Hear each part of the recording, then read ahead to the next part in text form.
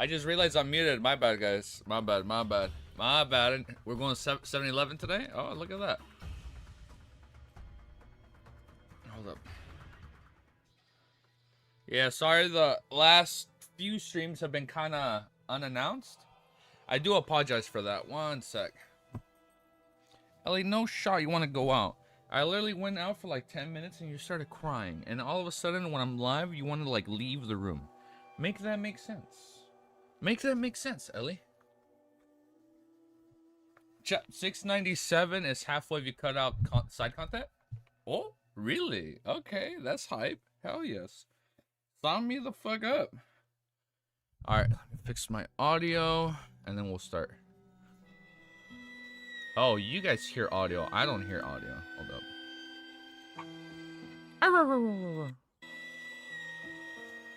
No, but yeah, technically we're never cutting out. We're gonna do all of them. Yeah, we're doing all of it. Oh my goodness, Ellie.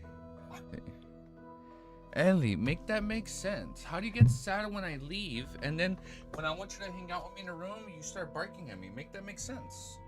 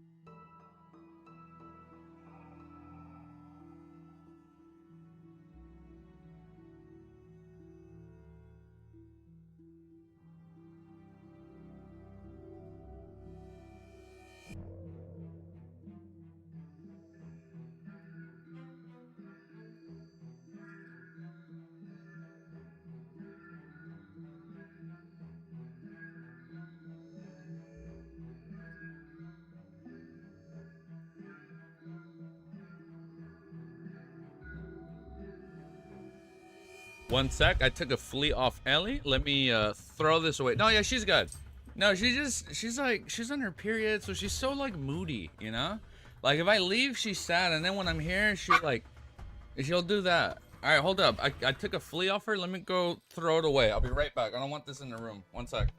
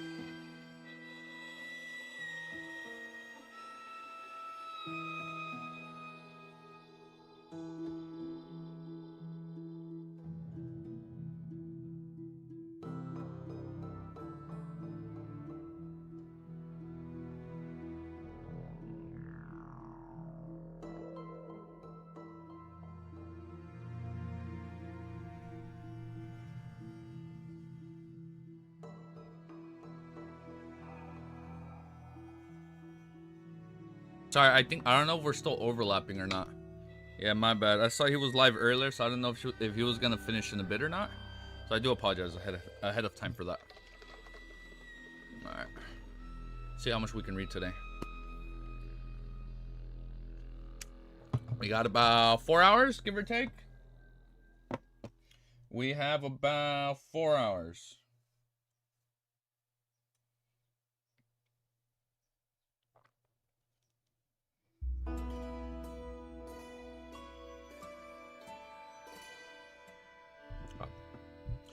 I ain't missing the streams today. Good. Yeah, no, sir. We got like 4 hours, like 3 to 4 hours. Knock on wood, you know.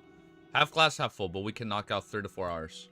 I'm gonna lower the volume down on my end, but I'm gonna keep my volume loud so I can hear my mic. I'll lower this part down. All right. All right, we're good. Let me just get the chapter up, and then we'll start reading, okay? Just give me 1 sec. Oh, let me pop out chat. I lied. Popping out chat. Okay, let me get the chapter up. Downloads. I was laughing at the comments. From shit, open up my notes, my dumbass. Not this one. I was laughing at the comments. Fucking flashbang. People were all like, an hour and a half for 2 minutes. People were like, make that make sense. Oh shit. Well, at least one person said, well, you can just genuinely tell he's excited if the video was that long. I'm like, you know what? Cool. All right. At least they know I'm like genuinely excited and I'm not just like dragging it out, right? Because I don't see somebody dragging out an hour and 20 minutes for 2 minutes, you know? So I'm like, all right, at least people are saying like, okay, he's actually excited and he's not like faking it. I'm like, all right, cool. It's like, all right. But let's do this. Easy just built diff? Man, thanks, man. Those 4-hour reacts are gonna be fucking crazy, dude.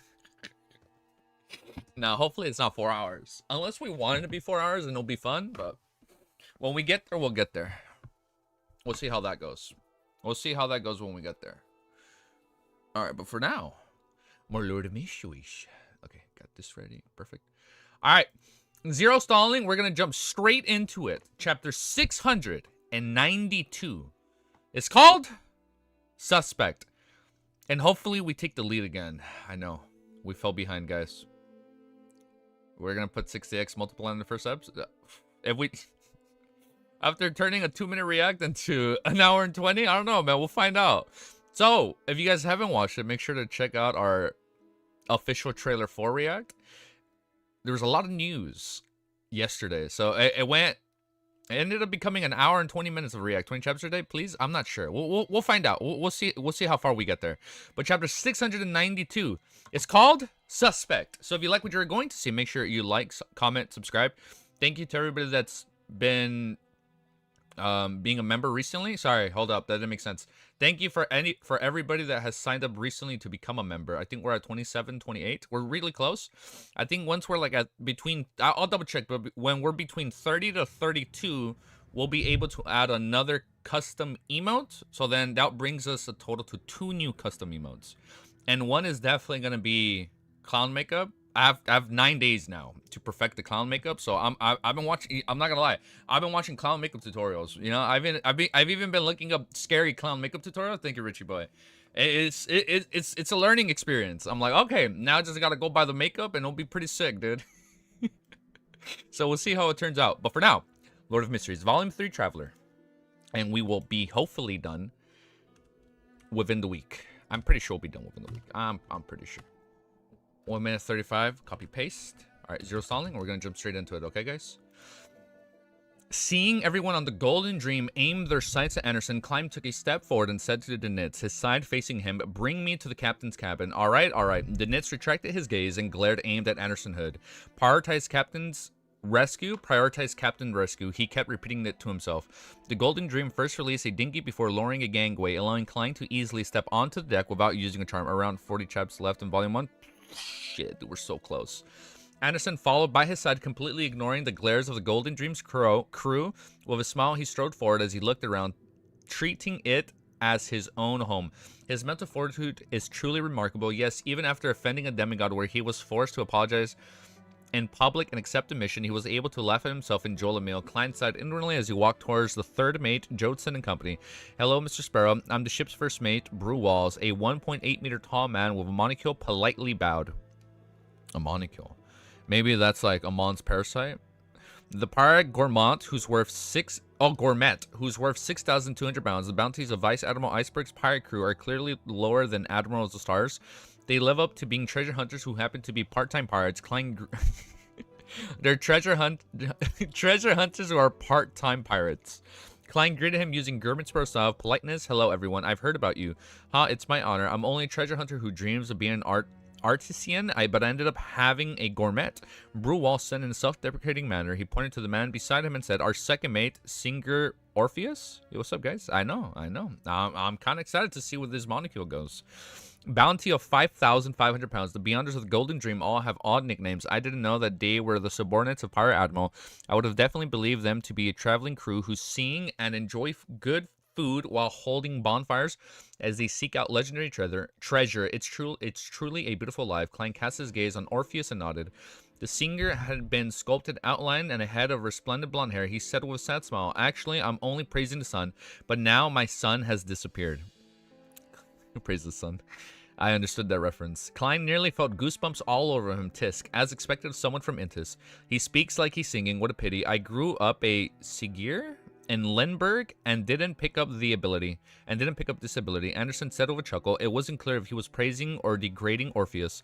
After all, half the blood flowing in his veins was Intis blood. Born in the Cigar and later studied in Lemberg. Yes, it was likely a church school. His classmates and Vice Admiral Iceberg Edwina, Mr. Orpheus is definitely from the Sun Pathway, but he's unlikely to be from the Church of the Eternal Blazing Sun. Intis Besnesh, it is, man. From his bounty, he's likely a Sequence 6 notary. I almost forgot to inform Little Sun that I have his formula. So I feel like he's going to get it towards the end of the volume. I wonder will he'll use it in exchange this time. Klein turned forward Flowery Bowtie Jotson and Beryl Daniels before Gourmand and Brew Walls introduced. I ship Anderson and Edwina. I do, man. No, wait, Anderson? What? Not the Knits? Not the Knits and Edwina? You ship Anderson and Edwina? Really? Damn, I feel bad for the Knits now, man. We've met. Let's not waste any time. All right, Bruce Walls heaved a sigh of relief, stroked his short beard, and led the way into the cabin. If it wasn't for how famous Germansparrow was on that ship, he wouldn't have been that polite. At that moment, Anderson deliberately stayed behind, walking alongside the Knits, Orpheus and company. He looked to his left and right, unfazed by how the surrounding pirates looked like they wanted to rip him apart. He laughed with a tisk. Yes. The one you should be wary of isn't me. Yes, we aren't wary of you. We only want to stuff you in. What? Yes, we aren't wary of you. We only want to stuff you in. See that? Into that cannon. The Knits wasn't afraid that Anderson was the strongest hunter. After all, they were on the Golden Dream. There were plenty of pirates, and many of them were Sequence 6 or Sequence 7 Beyonders. Anderson curled his lips. I'm actually not a threat. Think about it. Your captain definitely hates and detests me. She wouldn't even want to speak to me. Isn't that the deal? The Knits turned... Isn't that ideal? The Knits turned agape, but he didn't say anything. He suddenly felt that he was a pile of dog shit. Said made sense. Poor the Knits. He's going through it, man. I feel bad for him. The Knits turned agape, but he didn't say anything. He suddenly felt that well, pile of dog shit made sense. The looks in the eyes of Orpheus, Jones, and the company also subconsciously turned gentle. Anderson chuckled as he looked at them. He said in a rather ethereal tone, "The person you should be wary of is Germansparrow." Why? The Knits blurted out. Although he's a madman that warns needs to be wary of him, he's not an enemy at the moment. The Knits silently added. Anderson laughed. I'm assuming that Germansparrow successfully finds your captain and rescued her. Will your captain have fond feelings for him as a result?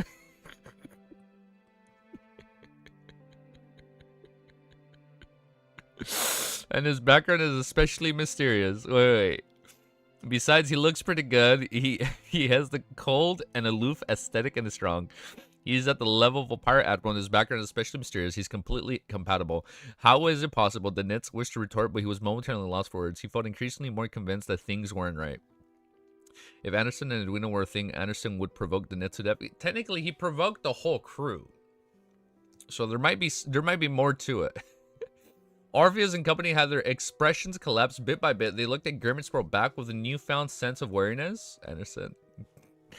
Resolve the provocation problem from before has been resolved. With a smile, Anderson walked into the cabin. When he arrived inside the captain's cabin, Klein first circled the room, which was nearly filled with bookshelves. On it were all kinds of books. The average captain's cabin is filled with racks of alcohol.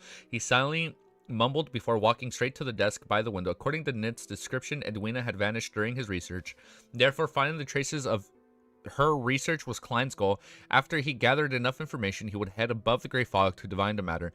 At that moment, the desk was a mess with many things placed on it. There was a white paper, a fountain pen, and ink, a bottle, a bronze dagger, and untidily stacked books. In the middle of the desk was a book made of goat skin. Its dark brown cover had the words Grozel's Travels written in ancient Phasic. So Grozel is being brought back up. Isn't this one of the Vice Admiral Iceberg's collections? It has a mysterious origin and is suspected to be related to the dragons in the City of Miracles, Livsied. Edwina was studying this before she disappeared. Oh, no shot. Are we gonna... If we go into the dream world, Would Grozel be in the dream? And then if he's allegedly Rozel, would we find like a dream manifestation of Rozel in the mind world or the dream world? Klein looked at the book and instinctively made a guess. Seeing Gerbenspro study the ancient book, the Nits forced a smile and said, "There's nothing wrong with it. We have already inspected it." "Isn't that so? I seriously doubt you're meticulous, since someone has flipped it and there aren't many obvious abnormalities with it." Together with the fact that Klein determined that the Nits was saying the truth was his spiritual intuition, Klein reached out for it and asked, "Have you read Grozel's Travels?" "Maybe, maybe not. I'll find out." The Nit shook his head. Bruce Walls, Orpheus Jotson, and company shook their heads as well. Their expressions seemed to say that their daily studies were tiring enough. They didn't wish to read any other books during the break. Swiping his fingerprints across the yellowish-brown goatskin, Klein carefully and seriously reached a page. Soon he arrived at the spot where the pages were stuck together. From the corner of his eyes, he saw that was written in it. That's not right. His gaze focused as he hurriedly flipped 2 pages back. He clearly remembered that his previous read stopped at the giant Grozel and his team preparing to change the Frost Dragon, the King of the North, and the head-on clash. There was nothing after that, but now there were 2 more pages. It also meant that the stuck pages had thinned and the book had 2 more pages. The chapters came to a halt. Oh, because the pages were stuck together. The chapters came to a halt for 1,000 years before it continued. These are the fruits of Vice Admiral Iceberg's research. They've also led to her disappearance. As Klein lampooned, he frowned as he read the additional content. The 2 pages described a lost female pirate. She encountered the King of the North in a blizzard. Oh, she's living the book. Oh, the storm. She encountered the King of the North in a blizzard, and she was nearly killed only by using... I'm sorry, she went in the book. And she was nearly killed only by using all her strength. Was she successful in escaping before meeting the main lead's team who were here to change the Frost Dragon? There's the addition of female pirate, Oh! Oh, the new pages are because Edwina's in the book. Edwina entered the book. So now because she's in that blizzard, there's more to the story. So it's like what's happening to her in real time is what's happening in the book, and that's why there's more pages. The 2 pages described a lost female pirate. She encountered the Kings of the North in a blizzard, and she nearly killed only by using all her strength. She was successful in escaping before meeting the main lead's team who were here to challenge the Frost Dragon. There is the addition of a female pirate. Klein ruminated over the description as the idea suddenly came to him. Could she be Vice Admiral Iceberg Edwina? Yo, that's sick. She entered the book and became a character in the story. With this idea in mind, Klein quickly realized certain problems. Rhodes mentioned before that the past owners of the Grozel's Travels vanished. You remember the sequence for the Apprentice Pathway? No. Author? Writer? Which one was writer? Wasn't writer one of them? Right? Grozel's Travels had a giant from the Dark Epoch, which is almost the 2nd epoch, an elf, and aesthetic from the 3rd or 4th epoch, a Solomon Empire noble, and a 5th epoch Loan soldier. The times are extremely chaotic. So whoever comes into contact with the book gets sucked into the book, and that's why like all the characters are so like, you know, out of place. It was mentioned the last Ezekiel Force Pathway. It was revealed last stream. Bro, I have not remember. I don't remember one. I don't remember. Oh my god. If it was just last stream, I already forgot. Sequence 6, 4. Oh my god. I'm gonna pretend I remember.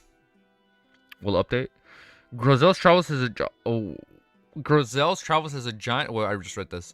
If they were all members of the owners of the Grozel's Travels who disappeared, that will solve the problem. They do not belong to the same period, and they were swallowed by the book, becoming a character in the story. Klein found his theory ridiculous as he thought about it, but it was highly likely. In the world of mysticism, this isn't possible. I have to confirm it. Besides, what did Edwina and the past owners do to be swallowed by the book? And what should I do to resolve them? Klein retracted his gaze and thought deeply in silence. Soon he looked up at the Nits and company. Prepare items like candles. I will be praying for an answer for a secret existence. From a secret existence? Oh, and that existence is myself, duh. Klein added inwardly in jest, he really is professional and crazy. Gourmand, Brew, Wallace, and company didn't dare to speak further. They hurriedly provided materials before leaving the captain's cabin. They didn't dare to watch such dangerous rituals unless Germisper requested them to do so. Inside the captain's cabin, Klein locked the door, closed the windows, and quickly set up the ritual. Then he brought Grozel's Travels above the Grey Fog. After placing the ancient book at the end of the long bronze table, he sat down and conjured a pen and paper. He then scribbled a divination statement. Edwina is in the storybook. Shit, dude. No shot. We're gonna do like an isekai within an isekai. We're going to transmigrate in a story where we've already transmigrated. It's like it's layers of transmigration. This is so cool, dude. I fucking love it. This is sick. I know. I'm sorry. Fucking last stream. Look, I also just woke up, and I think I read that like a little bit towards the end before I had to go out. So I am forgetting. Once I go through it again, I will remember. I'm so sorry. Secret Sorcerer, no trans Isekaiception, bro. Inception is such a fucking good movie. Yeah, it's Isekaiception. What was it? Transmiception. I know I'm joking, but it's actually transmiception, dude. Oh shit. Okay, let me paste this and let's keep reading. Okay, I know we're joking. Isekaiception and then transmiception. Unironically, it is isekaiception. It's like an inception. Like you go deeper into the dreams. Like you need to remember all the real pathway. I know, man. I have to go. Like I remember mostly volume 2, but since I haven't taken notes on volume 3 because you know, just time. It's like it's been hard. It's been hard for me to do volume 3 right now. So I do apologize ahead of time. Like I do read our lore section on Discord, but just I haven't put none of that yet in my volume 3 notes. So I do apologize for that. But chapter 693 is called Attempt. After putting down the fountain pen in his hand, Klein removed the spirit pendulum from his left wrist, holding it in one hand and letting it hang down over the paper in close proximity. Edwina is in the story of this book. Klein closed his eyes and silently repeated the divination statement. After he recited the statement, he opened his eyes and saw the topaz pennant spinning clockwise. This meant the Vice Admiral Iceberg Edwina was inside Grizel's travels. It really is a world inside of a book. Furthermore, the situation inside is very special. Without new characters, the story inside isn't able to continue. Klein indescribably nodded, wounding the silver chain and topaz pendant around his wrist again. He picked up the dark red fountain pen and wrote a new divination statement, the method to enter Grizel's travels. This time he used dream divination. In a gray fog, hazy world, he saw indistinct figures. Oh, he just ended? Okay. No, I'm sorry. I guess we overlapped for a little bit. I do apologize. The figures were of varying sizes, some huge, others slender. The things all of them had in common was that they held a book with pages of yellowish-brown goatskin. The following developments branched off in 2 scenarios. A number of them vanished silently with Grizel's travels on them. The others would accidentally or deliberately drip their blood on the cover while carrying Grizel's travels with them before suddenly vanishing. The scene shattered and Klein opened his eyes to see the model table in front of him. He frowned as he made an interpretation. To enter or activate Grizel's travels, it either needs prolonged contact with it to a certain extent, or would you need to drip one's blood onto the cover? Oh, that's trippy. If you actually have to put blood on it, you can make little notes of the pathways. Okay. Yeah, I know. I'm sorry. I'm sorry I've been taking so long for volume 3. And I know we're almost done with volume 3, so I do apologize. Isn't that too simple? Perhaps it really is that simple. In the story of the Lowen soldiers first appeared was an ordinary person who didn't know mysticism. With the help of his companions, he slowly became a disciplinary paladin. Therefore, the activated method isn't too complicated. An ordinary person is able to accomplish it. A small number of researchers before this included Vice Admiral Iceberg Edwina were beyond us with sufficient amounts of mysticism knowledge. They were not to rashly drip the blood, otherwise death might occur without them even knowing it. This is akin to ordinary people using the correct form of magic mirror divination. It's very easy to provoke a powerful existence or secret existence. It's why no problems happen to them. At least volume 4 keeps the notes in real time, because otherwise they're just useless. Yeah, I think I have to do that now. I think I have to do them like in real time, otherwise I'm just gonna like screw myself over. Yeah, so I think that's what we're gonna do. Yeah, I think, I mean, I'll do them off stream. I'll go through our Discord lore section today, and first I'm gonna add all the pathways that I had revealed, and then I'll go back vice versa and see where you guys helped start taking notes for volume 3. Dude, username. Thank you for being a member for 6 months, bro. Dude, thank you. Damn, it's been 6 months. Damn, man, that's crazy, dude. For 6 months already, username? Holy shit, man. Dude, time goes by so quickly. It's been like half a year. Dude, thank you guys so much. Furthermore, Edwina built diff. Shit ton of lore. I know, there's been so much has happened these last 6 months. A small number of researchers... wait, did I read this? A small number of researchers before this, including Vice Admiral Iceberg, were beyond with sufficient amounts of mysticism knowledge. They knew not to rashly drip their blood, otherwise death might occur without them even knowing it. This is akin to ordering people using the correct form of magic mirror divination. It's very easy to provoke a powerful existence or secret existences. Is why no problems happen to them. It feels like 2 months. It does feel like 2 months. I feel like it went by like quick, dude. Furthermore, Edwina kept her Grizel's travels in the collector's room most of the time and only interacts with it occasionally. As such, it was only when she recently had a new research concept that she had prolonged contact with it, completed the condition requiring to activate the book. Yes, even her Rhodes only knew that there's something strange with the book. Many of the past owners had vanished, and it suspected that it had something to do with the dragons in the City of Miracles. Livesiad. This means that Grizel's travels will interfere with its surroundings when being activated.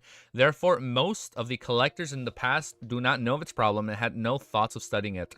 The owners who disappeared likely are limited to the ones in the story. The others might have died from all kinds of reasons, failing to leave their names in the book. Klein focused again and made another divination, hoping to obtain the methods to leave Grizel's travels. This time he saw a more tempestuous blizzard in the gray, hazy dreamscape.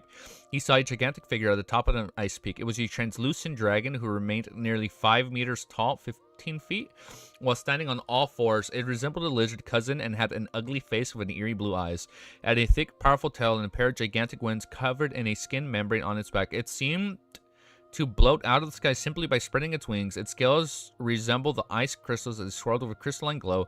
It was the most beautiful and dreamy part of its entire body. Suddenly, the dragon, which resembled an ice sculpture, raised its neck and body, and it let out a terrifying roar that penetrated through the blizzard. At this moment, it reached 10 meters tall by standing up on its hind legs.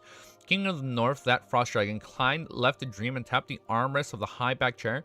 His interpretation of divination revealed was that the key to living Grizel's travels lay with the King of the North. Klein's initial guess was that only by helping the main lead Grizel's accompanying his goals, slaying the frost dragon. You have to do all that. So you have to finish the story to escape. Accomplishing his goal, slaying the frost dragon, will the story come to an end, opening a passageway to exit the book. What the fuck? So he has to go in, slay the frost dragon, wrap up the story of the book, Grizel's travels, and then he can open the bridge. So apparently it can be more than just Edwina. Like, so if any other people have been alive in that book, Dragon Slayer Gervin is gonna be sick, dude. Now he's gonna, not only is he a hunter, he's gonna be a Dragon Slayer, dude. However, I can also attempt to see if I can forcefully no, go in. He has to go in and like kill the dragon now. Like, there's no shot he's had, like, there's no shot he dreamed of the giant dude riding the dragon towards volume 2, and now he doesn't get to do that himself and kill his own dragon. Because, like, you literally see a guy. Oh, maybe that was foreshadowing Klein? No, that doesn't make sense. No. I remember he had a dream and he saw a guy, like, riding on a dragon, right? In volume 2? No, never mind.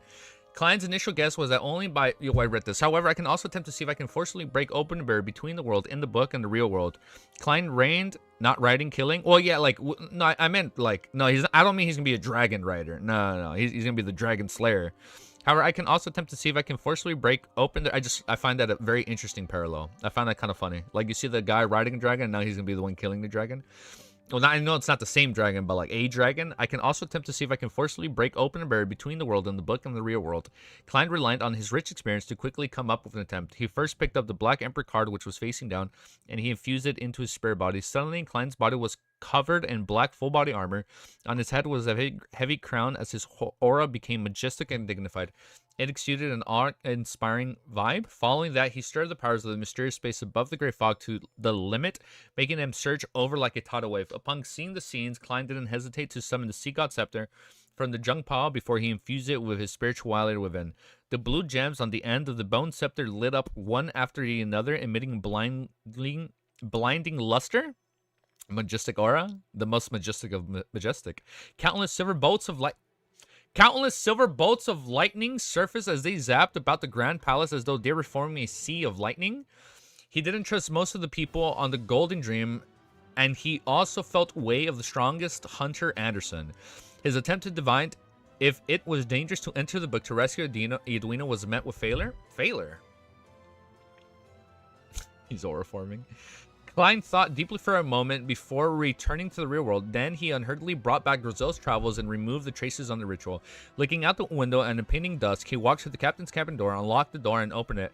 Gourmand, Bruwals, Singer, Orpheus, and company were all outside. None of them had left. There were even sailors who peeked their heads from the outside of the staircase. Any clues? Bruwals blurted out of his question, but he didn't hear his voice because everyone at the door was asking the same question.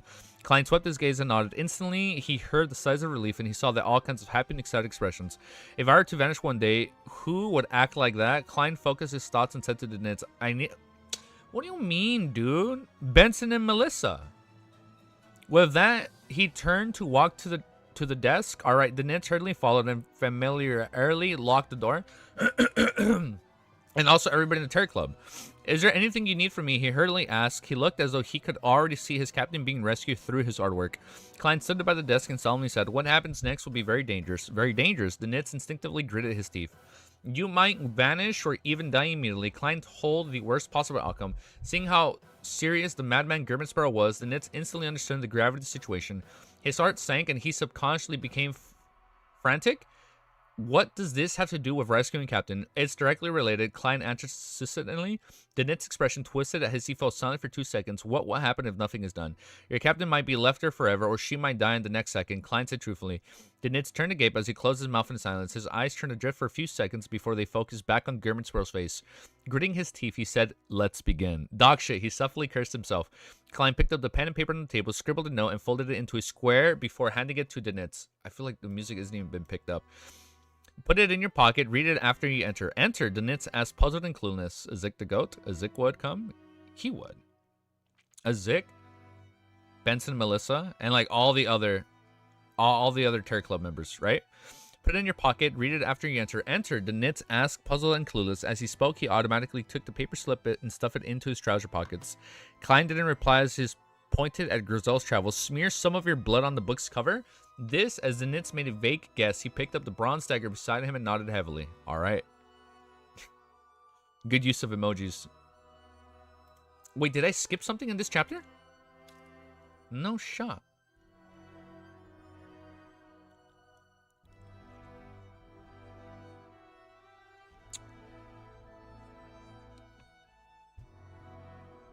Get some blood to bring it up.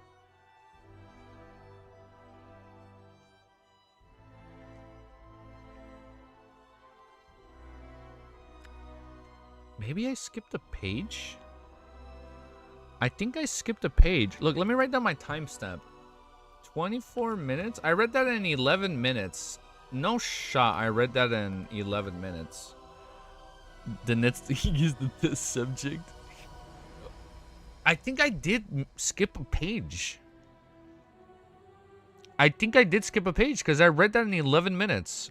It's far more impressive than I imagined. That's right. I did skip a page. After only ends curled up a little. After only it ends curled up a little. After only ends curled up a little.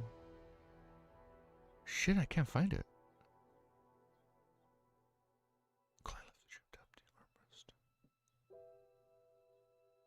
King Crimson. Was that a JoJo reference, Hope? We got hit with King Crimson this stream, dude. I actually can't find my place, but I didn't read this part. I didn't read this part.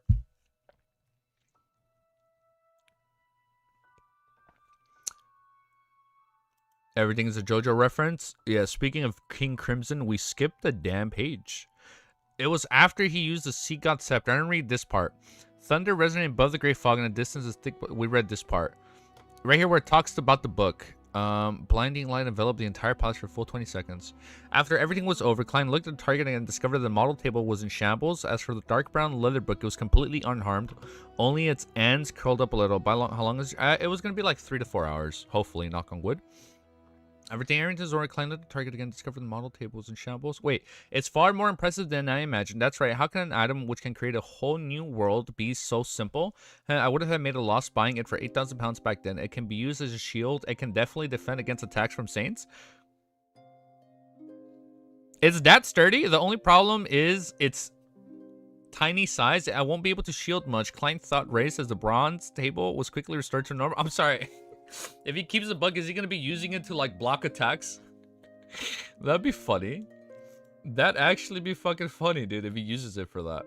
I don't remember reading that fucking part. What the fuck? That's crazy. I'm sorry. I think it's still so early for me right now, and I haven't drank my coffee. So I am like, I'm not 100%. I guess because I haven't drank my coffee. Hold on, let me drink a little bit. Let me wake up. I'm sorry, that's embarrassing. I can defend against a sequence tree Sea King that's heavily combat orientated.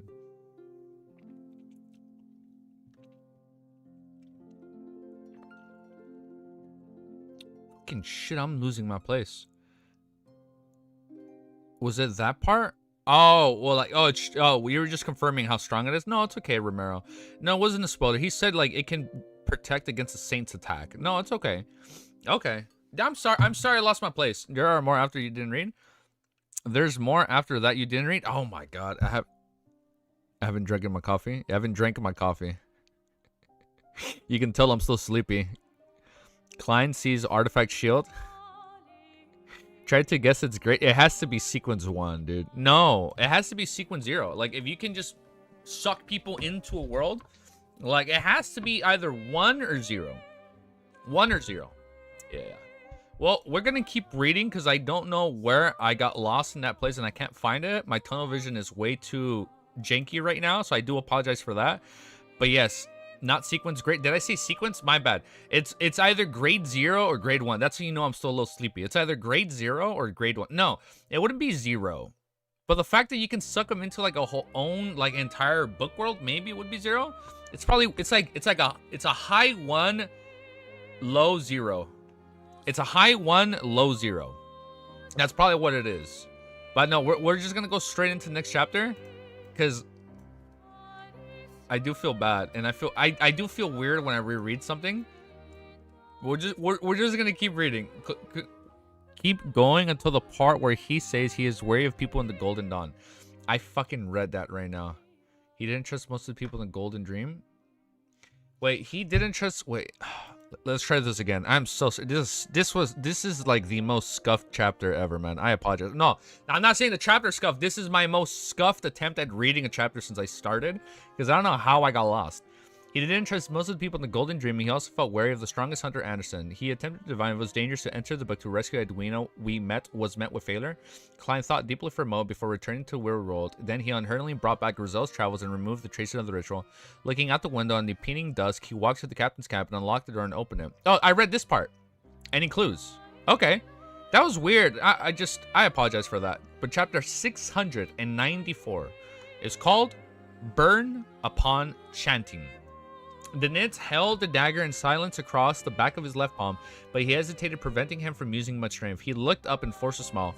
Although I've been injured many times, pain still leaves me afraid. To get to the point, Klein replied coldly. The Nitz gave a hollow laugh. I'm just a little scared of pain.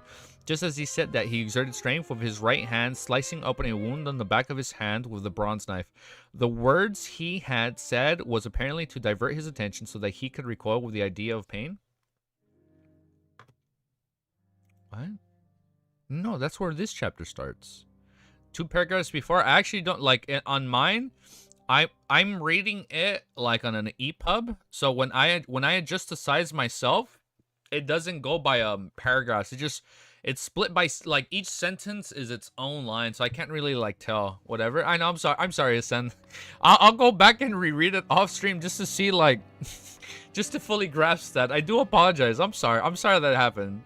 That was the first time that's happened. I do apologize, though. Get to the point. Klein replied coldly. The Nitz gave a hollow laugh. I'm just a little scared of pain. I'm a little scared of pain. Just as he said that, he exerted strength with his right hand, slicing open a wound on the back of his hand with a bronze knife. The words he had said was apparently to divert his attention so he reconciled with the idea of pain. Blind quickly stepped out as the Nitz immediately put down the dagger. He dabbed some blood on his right finger and smeared it across the dark brown cover of Grizel's travels. After finishing that, he held his breath, waiting for a change. Suddenly, he saw a snowflake the size of a goose feather. Strong winds howled by his ear, and immediately a biting chill wildly drilled into his body. Although the Nitz was mentally prepared, he was still alarmed. He instinctively looked around to confirm where he was. He realized at some point in time he had left the captain's cabins of the Golden Dream. He found himself in a land of frost struck by a blizzard. Due to the extreme environment, he couldn't see in the distance at all. He couldn't even tell if it was one of the mountain or a flat plain. I've really entered a strange world. Captain is here too. The Nitz held up his hands to block his face, afraid that the snow would get in his ways. He calmed himself down as he recalled Gerben's instructions. From his pocket, he hurriedly took out a piece of paper he had folded into a square, and he carefully unfolded it. While doing so, he was especially afraid of any actions that could lead to the paper tearing or being blown away. That would make him lose all hope, but thankfully none of that happened. He saw the contents written by Gerben Sparrow. Recite the following honorific names in Hermes, but preferably in ancient Hermes. What? Is he teaching him? Recite the following honorific names in Hermes, but preferably in ancient Hermes, the fool that doesn't belong to this era. The mysterious ruler above the great fog, the king of yellow and black who wields good luck. Burn this upon chanting. This is a secret existence at a level of a deity. Due to Vice Admiral Iceberg Edwina's sick education, Dinitz wasn't illiterate when it came to mysticism. He even had quite a good foundation. Looking at the piece of paper in his hand, he subconsciously drew a gasp, sucking in the cold wind and ice-cold snowflakes that left a biting cold. He immediately coughed as his expression turned twisted. He was able to confirm one of his past theories. And what theory was that? It's just Klein thinking of a plan of how to get Edwina out of the book, and he says... Wait. Let me read that, Ascent. It's just Klein thinking of a plan of how to get Edwina out of the book, and he says that sending his spirit body inside the book is a bad idea because his body would be vulnerable. Oh. Thank you. Oh shit. To see the inside of the book world. The Fool's Cult. Absolute sin with the Nitz now knows. I can see him joining now. Okay, thank you, Sen. So that's why he didn't want to like purposely enter, because then his body would be vulnerable. Got it. Okay, thank you. I'm so sorry. I'm sorry I didn't even reread the chapter. I do feel weird whenever I reread something. So that is on me. I do apologize for that. Okay, thank you, dude. Thank you so much. Gerben Sparrow really did belong to a powerful and very secretive organization, and the organization consecrates an existence known as the Fool, a godlike existence. Indeed, such a powerful and crazy fellow can appear out of nowhere. They don't just spout on the ground. Dennis tugged at his collar and tightened his clothes. Looking at the piece of paper fluttering in the world, he wore a clear look of hesitation. He knew very well how dangerous it was to recite the names of an unknown secret existence whose intentions were unknown. It could lead to an outcome more terrifying than death. Captain is also trapped here. Furthermore, there's no way of leaving. Dennis clapped his hands and placed them before his mouth. He suddenly threw out his hands and used ancient Hermes to recite the Fool's honorific name. On the Golden Dream in the captain's cabin, with his own eyes, Klein witnessed the Nitz turn illusory without any reason before disappearing. There were no longer any questions about how to enter into Grisel's travels could be achieved. After patiently waiting for a moment, he heard a series of illusory pleas, and it clearly came from a man. Viewed from the looks of it, Grisel's travels is unable to block out the gray fog. The world inside the book is still connected to the mysterious space. This way, even if I were to enter, I wouldn't be entirely cornered or lack any trump cards. Klein didn't hide his sigh of relief. To confirm it, he took 4 steps counterclockwise while chanting the incantation. After arriving above the gray fog, he saw the brilliance representing the Nitz rippling outwards besides the Fool's high back chair. The body and the soul enter together. The world inside the book is very stable. There's no way to shatter it by pulling up the spirit. Indeed, if possible, the divination from before would be received the corresponding. Truly, clone. I repent. I used to read the Nitz as... Used to read it as what? Oh, as Dantes instead of the Nitz. Oh! Revelation. Using the Sea God Scepter is too dangerous. Bestowing the Nitz directly will only speed up his death. Klein half closed his eyes as he emanated his spirituality. After taking everything in for a moment, he arrived at many conclusions. He didn't delay and returned to the real world immediately. Holding the bronze dagger, he wiped away the Nitz blood on a piece of paper. After folding a piece of paper and putting it into his pocket, he began to consider his next move. From the looks of it, smearing blood allows direct entry. This way, I don't have to worry about my body suffering any accidents. Furthermore, I can very quickly resolve the problem, but similarly, I can't be careless. I have to be careful of any other dangers? If there's anyone on this ship that might be problematic, they might be able to sneak into the captain's cabins after I enter Grisel's travels. Sacrifice this to the Book of the True Creator, Primordial Demoness, or the Hidden Sage. I'll be in trouble then. I'll definitely suffer something worse than death. That was slightly a tongue twister. I'll definitely suffer something worse than death. I don't know why that was a tongue twister for me. The Golden Dream sailors mostly seem to be infatuated with Vice Admiral Iceberg. The fact that Anderson's superficial provocation was effective enough proves this. Therefore, telling them that this involves Vice Admiral Iceberg's life and getting them to watch each other so that no one enters, that will put me at ease. The problem, because they're so in love with her, True Creator mentioned. So because they're so in love with her, Klein is like, okay, I should be safe. The problem lies with Anderson. He's the strongest hunter. He's stronger than any of the Beyonders on board the ship. Furthermore, he's good at ambushes and infiltrations. There's still a small possibility that he can avoid the monitoring of the others and secretly sneak into the captain's cabin. His background is still too dubious, and I have no way to really trust him. Really? Even after everything, he still doesn't trust him? All right. I guess that's realistic, right? I have to think of a way to get him to enter Grizel's travels with me. Amidst his thoughts, Klein flipped through the ancient book covered in yellowish-brown goat skin. He discovered that there wasn't any new continent. The story lacked two traces of the Knit's existence. That is to say, one needs to successfully survive and meet up with the leads team before they will be considered a true part of the story. He's still a side character? Like, he's still an NPC? He's still an NPC. They barely know each other. Yeah, I know. But they had such cool moments together, and I'm like, okay, that's a blood brother, you know? Like make him borrow the crew, you know? Like, make him join the Terror Club. That's just me being optimistic. That will make more pages appear. Klein made a preliminary guess as he walked to the door again and opened it. Did it succeed? Flowery bow-tie Jotson and company asked. Klein shook his head and said calmly, next up will be a long ritual. No one is to enter and disrupt otherwise it will lead to Edwina Edwards' disappearance forever or even her death. After informing them of the main point, he looked around and directly said, I suspect that one of you here might have problems. Everyone is to watch each other. Gormont and Brute Walsh instinctively wanted to retort out of habit when he suddenly saw the captain's cabin was empty. The Ned who had just entered was gone. Recalling the captain's disappearance and confirming that German Sprout was about to attempt to save her, after finding the cause of the problem, he nodded and said, I'll be in charge of this matter. So there you go, dude. And they will also monitor me. Klein didn't harp on the topic. He then turned to look at Anderson Hood, who was leaning against a wall. Come in. Anderson curled the right side of his mouth as he tisked. People not in the know might think I'm your subordinate. Your attitude is basically your role model for provokers. Was gonna trust the evil spirit, so not surprising. Yeah, you know what? That is not surprising. Yeah, you're right. You guys got me on that. I was like, yeah, she sounds pretty good. Yeah. Easy would not make an illusion. I definitely would be like, you know what? He's a good guy. Yeah, she's not that bad. Why not? It ain't that bad. Like, I'll trust him. Despite his grumblings, he straightened his back and opened his stride before entering the captain's cabin. All right. It's kind of funny though. Like, people might think I'm your subordinate. After closing the door and locking in, Klein turned to face Anderson. Are you interested in participating in a rare adventure? You might be able to fold the achievement of hunting a dragon. According to his observations over the past few days, he believed that Anderson Hood was a curious and adventurous hunter. He enjoyed learning about new things and experiencing novels of excitements. Anderson stared at Garen Sorrow's face and sized him up seriously before smiling. Oh, I'm not interested. Oh, poor evil spirit. I like how you put evil in all caps.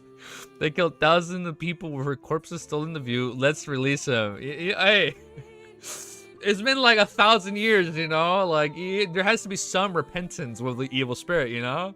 Maybe they were just being possessed. Like, how am I supposed to judge that, you know? How am I supposed to judge that crime scene, you know? Following that, he chuckled before... Wait, I'm not interested. He firmly shook his head. Following that, he chuckled before Klein spoke again. I smell danger. A highly conceited, crazy, and powerful adventurer is actually inviting me to adventure together.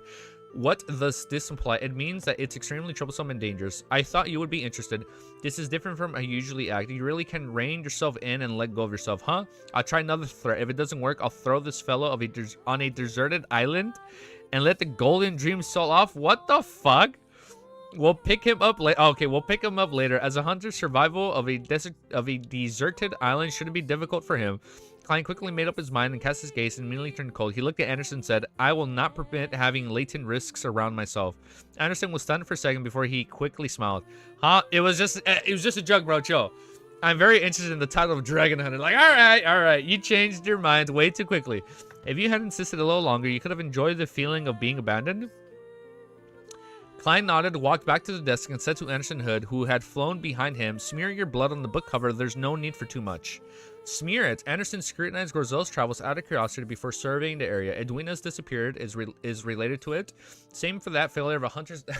That's so fucked up. Same for that failure of a hunter's disappearance. Ah, right. Blazing the Nits. I nearly forgot his name. Thankfully, his bounty is a bit higher than before. That's mean. The corner of Klein's mouth twitched as he replied frankly. That's right. Interesting. Anderson glanced at the desk, picked up the bronze dagger, and indifferently sliced open a bleeding gash in his hand. Right on his heels of that, he carefully out the dagger and smear the blood of the dark brown cover of Grizel's travels. After a few seconds of observation, just as Anderson was about to pick up the bronze dagger and wipe off the remnant blood on it, his vision was suddenly blanketed by a blizzard. Seeing Anderson disappear just like the Nits, Klein picked up another piece of paper and wiped away the blood on the dagger before folding it and putting it into his pocket. He wasn't sure if the trio would appear at the same they might not appear at the same spot. He wasn't sure if the trio would appear at the same location after entering the world inside the book. Therefore, he made preparations by having materials needed by the dowsing rod seeking. To find them. After doing all this, Klein held the dagger and streaked it across the back. I forgot he has that. The dowsing rod seeking ritual. His facial muscles twitched as he looked diagonally downwards. Only after a few seconds he didn't exert strength. His body shook slightly as his head turned to the side. The corners of his mouth couldn't help but open. When the blood flowed out, Klein, who was still holding the dagger, grabbed his cane and quickly smeared the red liquid over the ancient book's cover. After a short delay, Klein found himself amidst a white land of snow. Literally Inception, dude. That's crazy. That's, you know what? No, not just Inception. Hold up. I'm doing my timestamp. It's not like Inception. It's like when you enter Winnie the Pooh's book in Kingdom Hearts 2. When you're in not Traverstown, and Kingdom Hearts 2 when Sora goes in Winnie the Pooh's book. That's literally what it is. I wouldn't be shocked if Cuttlefish has played Kingdom Hearts 2 and like, you know what? That's a pretty cool part. I want to make that into stories. Jumanji? I don't know why I'm thinking of Kingdom Hearts. It's literally Jumanji. Wow, careful, Geeky. Don't say that. What? Say what? That he entered like Winnie the Pooh's book, like in Kingdom Hearts, or the Jumanji part? Well, you know what? Yes. To be more precise, it's like Jumanji. Wait, no. Hold up. Hold up. You can call me a boomer. I've only seen the original Jumanji. I've never seen the new Jumanji. And the original Jumanji, they come to the real world. I think in the new Jumanji, they go into the board game, I think. Or is it like a video game? He can just take them? All right, let's keep reading. Let's keep reading before I stall too long and talk about like Jumanji and Kingdom Hearts. Because I'll be honest, man, I can talk about Kingdom Hearts all day. If you guys don't know that, I fucking grew up playing those games, man. I've played every single one of those games. That like, LOL, Winnie the Pooh is a meme name. Oh. Oh. Oh. Wait, no. Billy, I'm sorry. That's not what I meant. Wait, brothers, hold up. Hey. Joe, I confused the two. You're cooked. Hey, I'm not cooked. I know exactly what meme you guys are talking about. That's not what I was talking about. I was talking about Kingdom Hearts, by the way. Shit, we gotta fucking rebrand. We gotta fucking rebrand and make a new channel. F in the chat, brothers and sisters. We fucking lost. No. I think they understand that. No. We'll remember you, brothers and sisters. No, I don't think so. I'm pretty sure if you were referencing the meme, that would be bad. I think so. Zifra is spooky. As for a children movie, bro is gonna get unalived by 4 bullets at the back of his head. You're gonna get... Dude, no shot. It's crazy. Well, look, hey, man, what the fuck? I grew up watching that.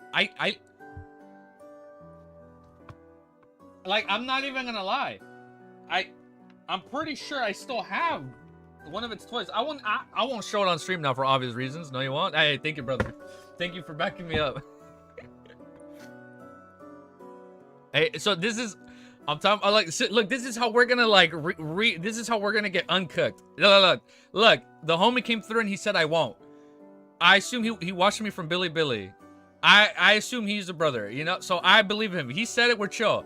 But this is what we're gonna do. I'm gonna hit resume on the recording. I'm gonna pretend we didn't have this conversation. I'll be like, wait, no, not like Kingdom Hearts when you go in the book. I'll be like, it's more like in the Jumanji reboot where they go into the game. Chat delay confusion. Oh, here, look. This is how we're gonna recover. Let me stop laughing. We're gonna hit play, and this is how we're gonna save it.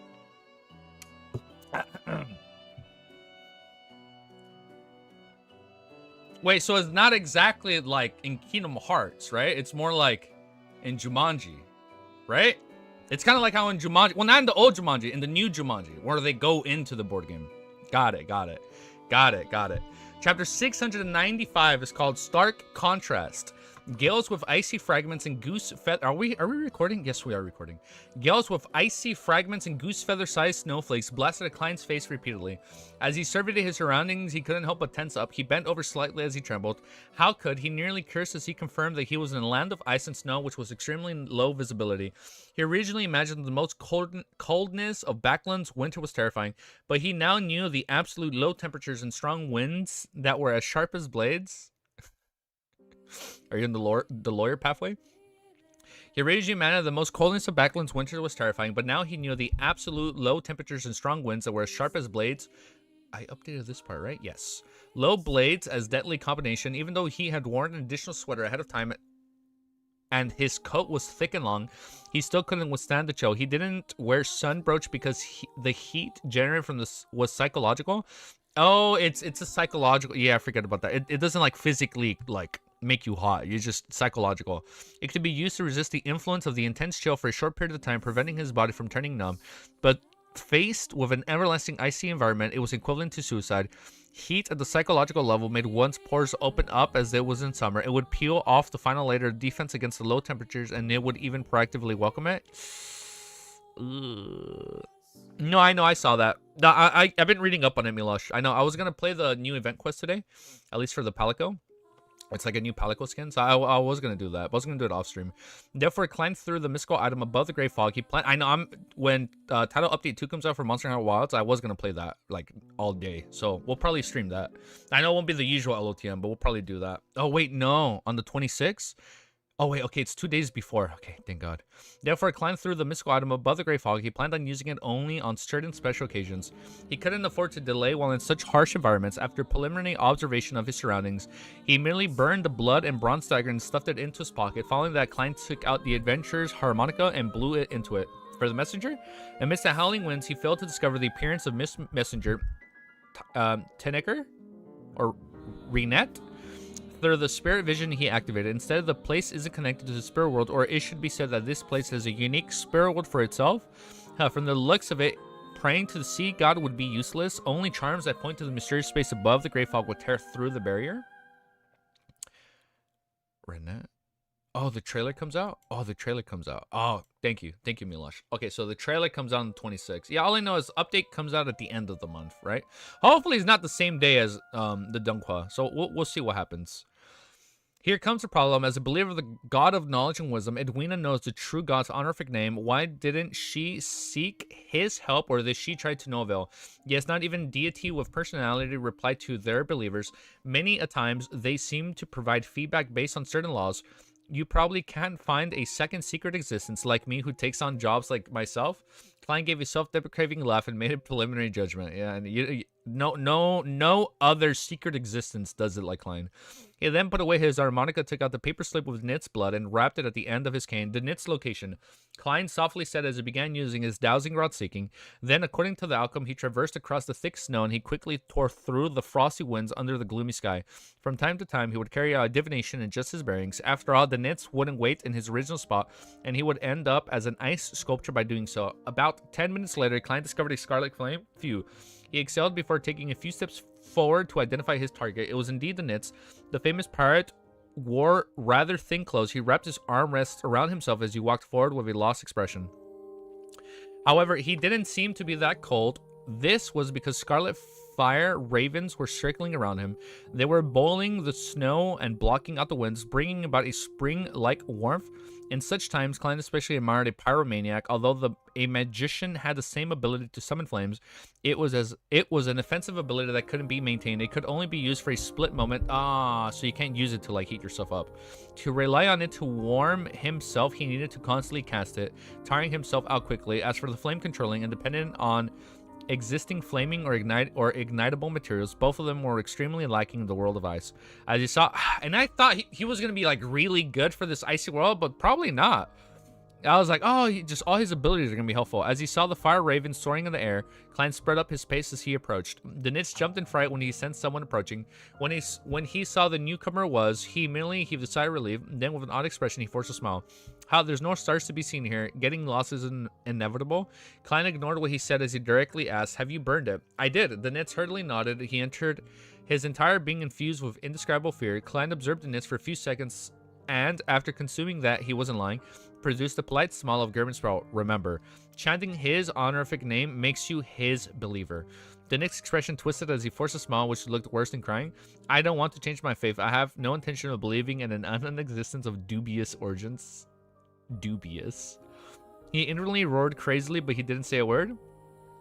He suspected that any retort he makes would lead him to being buried in the snow by the madman.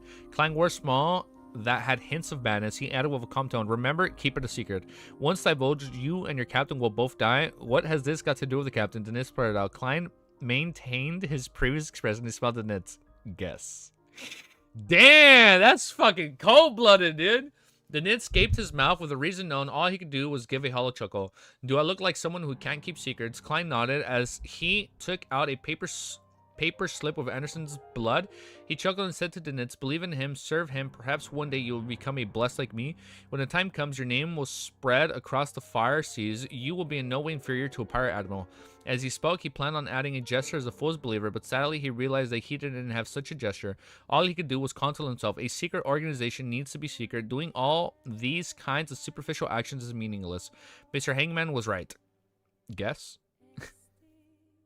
That was a little intimidating. No way inferior to a pirate admiral. The Nits' eyes suddenly lit up. Since I've already chanted the honorific names of the secret existence, there's really no way to avoid it from the mystical point of view. I might as well take this opportunity. He instantly had many thoughts, having even named his future child. If it wasn't for German Sparrow's persona, I would have directly said that you would have the reputation and strength that matches Vice Admiral Iceberg when the time comes. Of course, whether she likes it, you will be a whole other matter. According to my observations, you stand a little chance. The partner Edwina wishes to have is someone who can study and improve alongside her.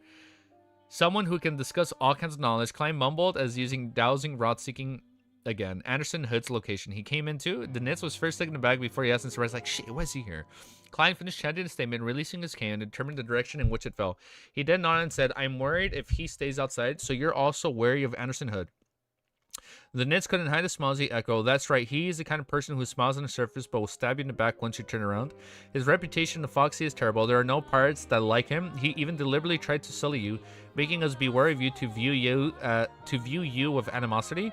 If pirates were to like him, it would only mean that his title as strongest hunter isn't substantial.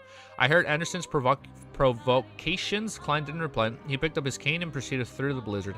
The Nits followed closely behind, using fire ravens to scatter the snow and block out the cold so that they didn't need to freeze. Not bad, quite sensible. At that moment, Klein once again experienced the benefits of having a servant, to have someone hold an umbrella during a rainy day and someone to provide warmth in a blizzard.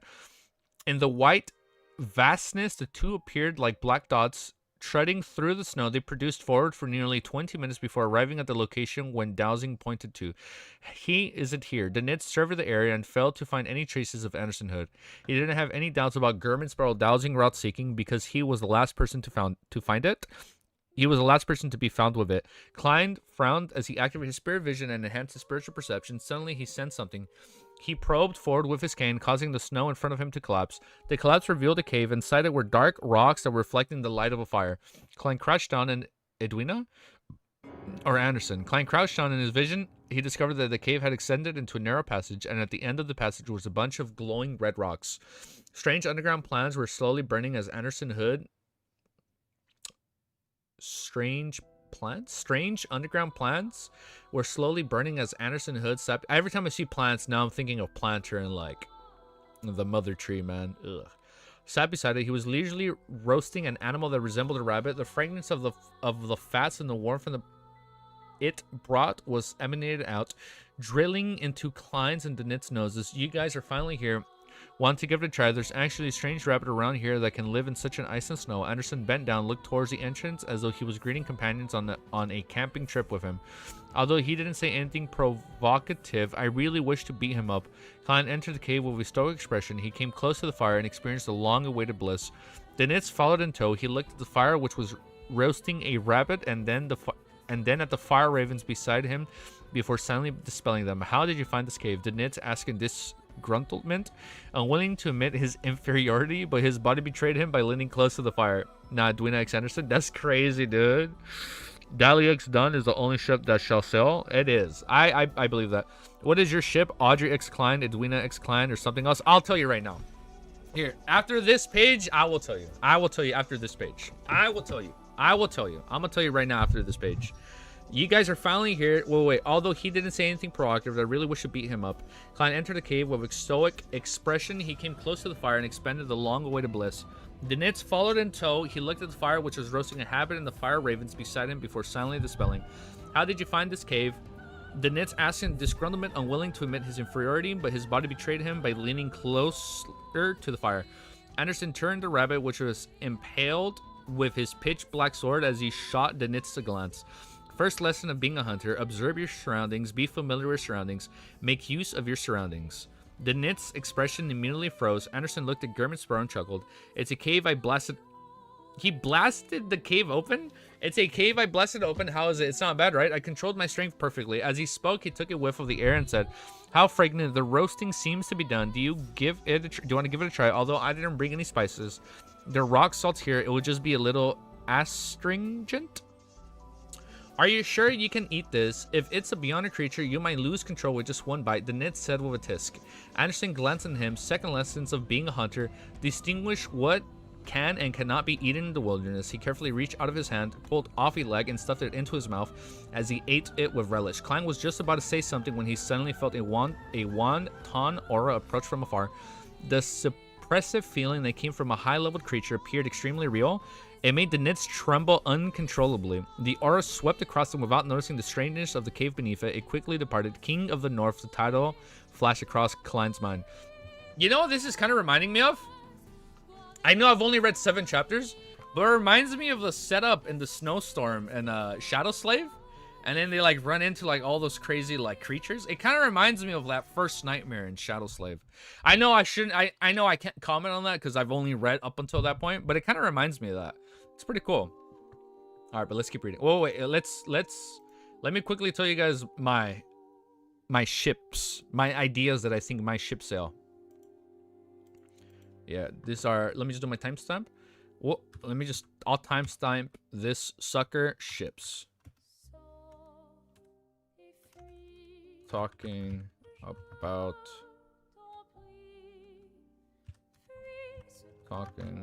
Let me type it. Type. Oh my god. My caps talking about ships. All right, we're gonna get into it. Oh hell no. You're gonna say Sharon or Easy X Klein? Oh, I'm talking about German. Dry flavor. All right, hold up. Let me update this. All right, before we continue. Wait, what was the spoiler? That's why I deleted it. We back, boys. We back. All right. Sharon is such a W. Yes. Man versus Wild with Anderson Hood. Oh wait. Astringent equals sharp flavor like overstepping tea. Overstepping tea. Thank you, username. Dry flavor. Don't talk about SS. They're about to give up. Don't give them hope again. I know. I'm sorry. Can't be. I fear the corruption the easy ship will bring. No. Look. First of all. Okay, first let me talk about German Sorrow before I mention Klein, because I don't know if this is going to happen. I feel like it's very on the nose, very subtly. Hell no, I'm not going to try to correct that. Wait, did I say something bad? Someone rip apart usernames for... First of all, I think German Sparrow is going to pull all the baddies, all right? German Sparrow can easily get all the female admirals. He can pull Edwina, he can pull Catalia, and he can pull... Oh my god, I forgot her name. The one with the whip. Who was the one with the whip? Shit, man. Who was the one with the whip? You remember the pic? Yeah, hell yeah, brother. That's what I'm remembering the picture. I think he can pull in all 3 admirals, even that demoness, man. I think German can do it. Tracy, Vice Admiral Ailment Tracy. That's why I couldn't remember it. Vice Admiral Ailment Tracy. I think he could do it. They had such good chemistry when like she took out the whip and she was like, "What's your punishment, German?" And she was like, "Oh, well, I mean, I know he was being disguised as Helene. I'm just saying, it was getting a little spicy. It was getting a little spicy. So I can see all that happening. Now, on a realistic point, for a minute, I thought maybe Klein was gonna have chemistry with Force because they were gonna have like their own meetings like once a month. Bro, you see chemistry everywhere you look. It's true. There's a lot. There is a lot of chemistry. You blink twice if you hear me. Well, look, for a second, I thought Klein X4s was gonna be a thing because they have like they were gonna have their own personal meetings once a month running the full blood moon. But here's the thing. Cuttlefish has not written any of those personal moments where they're one-on-one during a blood moon. Like, he hasn't had those moments. I think they've only had like maybe 2 or 3 conversations, and there's been several blood moons since, right? Even with the chemistry is not there, you see it. Even when there is no chemistry, you see it. Well, like, here's the thing.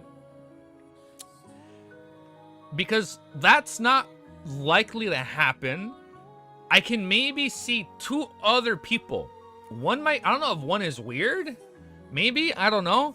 I can see him being with Sharon because we need Sharon X Moriarty ship. Look, I can see Klein being with Sharon because she's starting to open up more and more to him. Not like as a partner, but like as a friend, a companion. There's no romancing tag novel. I know there's no romancing novel in the tag. Now the world needs justice. Now here's the other thing. I don't know if this is gonna happen. What I think might happen is I don't necessarily think Klein is gonna say yes, but I can see the story coming to a point where Audrey starts getting feelings for Klein when she pieces together after she's a high sequence beyonder that, oh, Sherlock Moriarty, Klein Moretti. Oh wait, Klein Moretti is the Fool. I can like see that happening because there's so many moments where Audrey is like, she's like mesmerized, and she's not in love with Klein, but she's in love with the idea of like being a believer of the Fool. So like in some crazy twist of event, like who knows if there's like a time skip like towards the end of the series, I can see like something happening where I don't want to recheck because I know messages were unset right now just to be safe. There's a point where she's like, oh my god, this and that of the Fool, right? Like that happened, and I'm like, okay, hold up now. And then like Klein has only had personal conversations with Audrey as the Fool, and then she's like, oh my god, he's talking to me, this and that.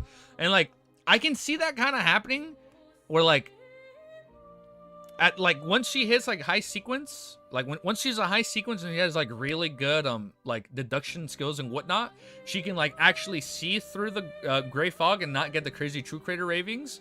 And then we will send you to the Shadow Realm. Don't worry, I won't say anything if there was any spoilers. But I can see something like that happening in some way, shape, or form. Like Audrey or Sharon. Like one of those 2 might happen. Do I necessarily want romance in this series? No, but I'm not against it. No, stop, please. Yeah, we're gonna stop stalling because I know there was a few messages that were timed out. So I don't know. That's people confirming or denying, or like denying. It's also denying is a spoiler. Confirming is a spoiler. So we'll leave it at that. We're just gonna quick tangent to chapter 696. It's called Giant Guardian. So quick side tangent. Look at that. So let's just go straight into the next chapter. Yeah, wow, we talked for like 5 minutes about ships. Look at that. But I can see that happening. I'm just saying, man. Ailment Tracy?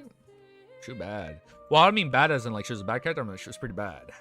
Can't afford romance when we can't even afford bread, bro. For reals, dude. All right, let's keep reading. Wait, I lied. Check if I have a message. Not yet. All right, we can keep reading. Road 6 to full. That one's for sure a thing.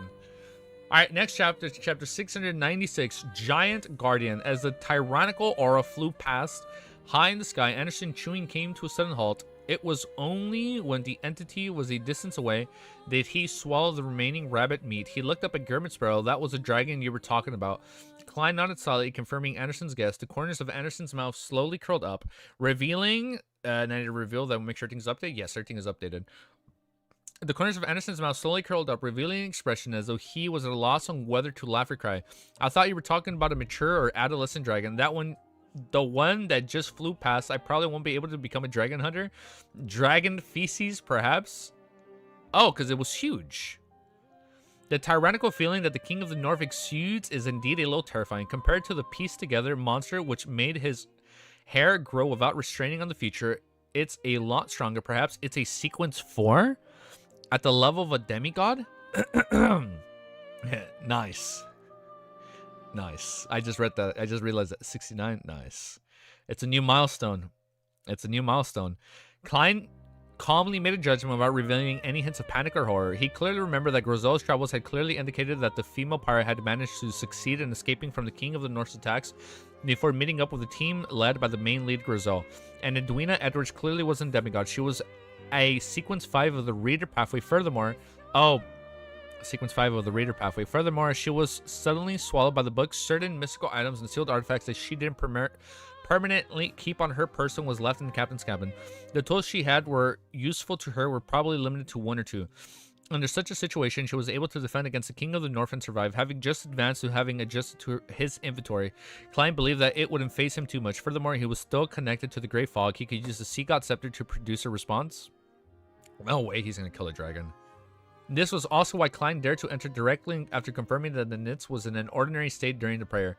Yes, the King of the North doesn't seem like a demigod from a normal pathway. According to the Vice Admiral Iceberg, it's a rampager who gathers frost-related beyonder characteristics, and it can match a demigod in certain domains, but would have flaws in other aspects. Edwina Anderson and me, along with the Beyonder of the main leads team, we wouldn't be helpless. All else fails, I can still use Sea God Scepter. I don't believe that this book can defend against items above the Great Fog. If it could, it would have shown it long ago.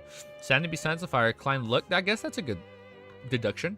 Becoming dragon feces because he's gonna get eaten. That's gonna be bad, dude. And like, they ain't no match. It's like, this shit is way too big. Standing beside the fire, Klein looked down at Anderson and grinned. Are you afraid? Anderson was taken aback and he merely beamed. No, not at all. You seem to be very confident. After saying that, he looked at the Nitz, he's still trembling and trying hard to compose himself before tisking. Do you know what the most important thing for a man? The Nitz has just taken a deep breath. He was stunned by what he had heard, and he held his right index finger and middle finger together. He pointed at his crotch with uncertainty. Anderson blinked before he roared with laughter. Bastard, you really are a crude pirate. Huh, I wanted to say something, but I can't remember it. All right, I wanted to say courage. Courage is the most important thing for man. Look at you. I don't know about that. The dragon hasn't even tagged, and you're almost hugging your head and begging for mercy. The Nit's face instantly flushed red as he glared at Anderson. You weren't acting like that back at Toscarter. Klein couldn't help but lampoon. Oh, this is a long chapter. This one's a little bit longer than the other ones. Yeah. The nuts was just about to make it clear that he was only influenced by the high-level creature when he suddenly recalled what was just said. His expression was immediately restored to normal as he casually replied, I can't compare with the dragon feces at all. Anderson's smile froze as he coughtfully lighted. As though nothing had happened, he yanked off a rabbit's leg and handed it over to Gurmit Sparrow. Want to bite? Klein remained silent for a few seconds before he slowly shook his head. This is a strange world. Before confirming that there aren't any problems, it's best to not eat anything here. Perhaps it might be a piece of rabbit meat that will make you stay here forever. Anderson moved the roasted rabbit leg with his nose before slowly putting it down. Following that, his face collapsed. Why didn't you say so earlier? Klein calmly replied, I just thought of this problem. Anderson's expression turned twisted as he lowered his head. He quickly bit down on the roasted rabbit leg. Aren't you afraid that something really bad will happen? The strongest hunter actions alarmed the Nitz. Anderson laughed hopelessly. I've always entered one earlier. I've already digested it by now. Since there's no way of turning back, I might as well focus on enjoying it. Klein and the Nitz were momentarily at a loss for words. After Anderson finished gnawing on the rabbit's leg, he deliberated and asked, "Are you really not eating? We have no idea how much time we'll be spending here. If we really do starve, how are we supposed to fight the dragon?" Clan didn't reply. He took out his golden pocket watch and opened it. It's 6:10 in the evening outside. Wait a little after 4 to 6 hours if nothing happens to you. If nothing happens to you, Anderson turned to Gabe speechless. Clan ignored him and turned to Danit's 15 minutes break. We'll search for your captain after that. After he said that he had already taken out the pearl earrings belonging to Vice Admiral Iceberg Edwinos. Alright, Danitz suddenly felt bumped with blood boiling, completely forgetting the cold outside. But after about 8 seconds, he huddled to close the fire.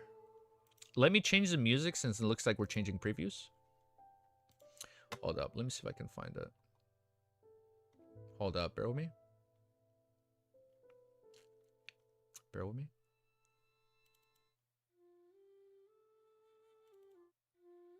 Oh, BCH. Oh, let me loop this one. It's eerie enough. So, let me just put this right here. Check my previous mention. Clown. Check my previous mention. You gonna ban me?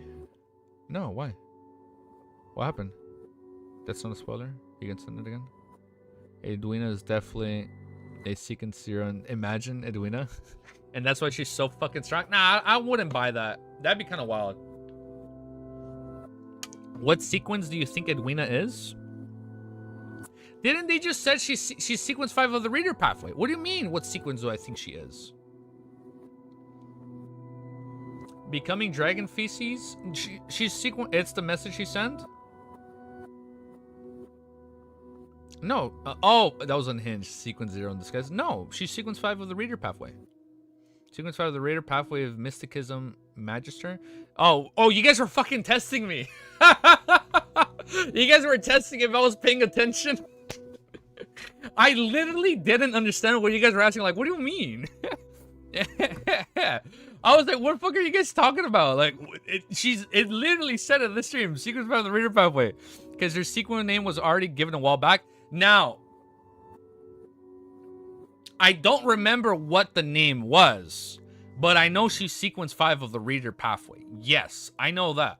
Now, I'm not going to lie and pretend I say I don't remember what the name was. That I don't remember. I think somebody said it earlier. I think Clown said it. Sequence 5 is Mysticism Magister. Okay, now that makes sense. He still doesn't understand what happened. Mysticism Magister. Okay, got it. All right, we're good. Whew. That when you guys back? My bad.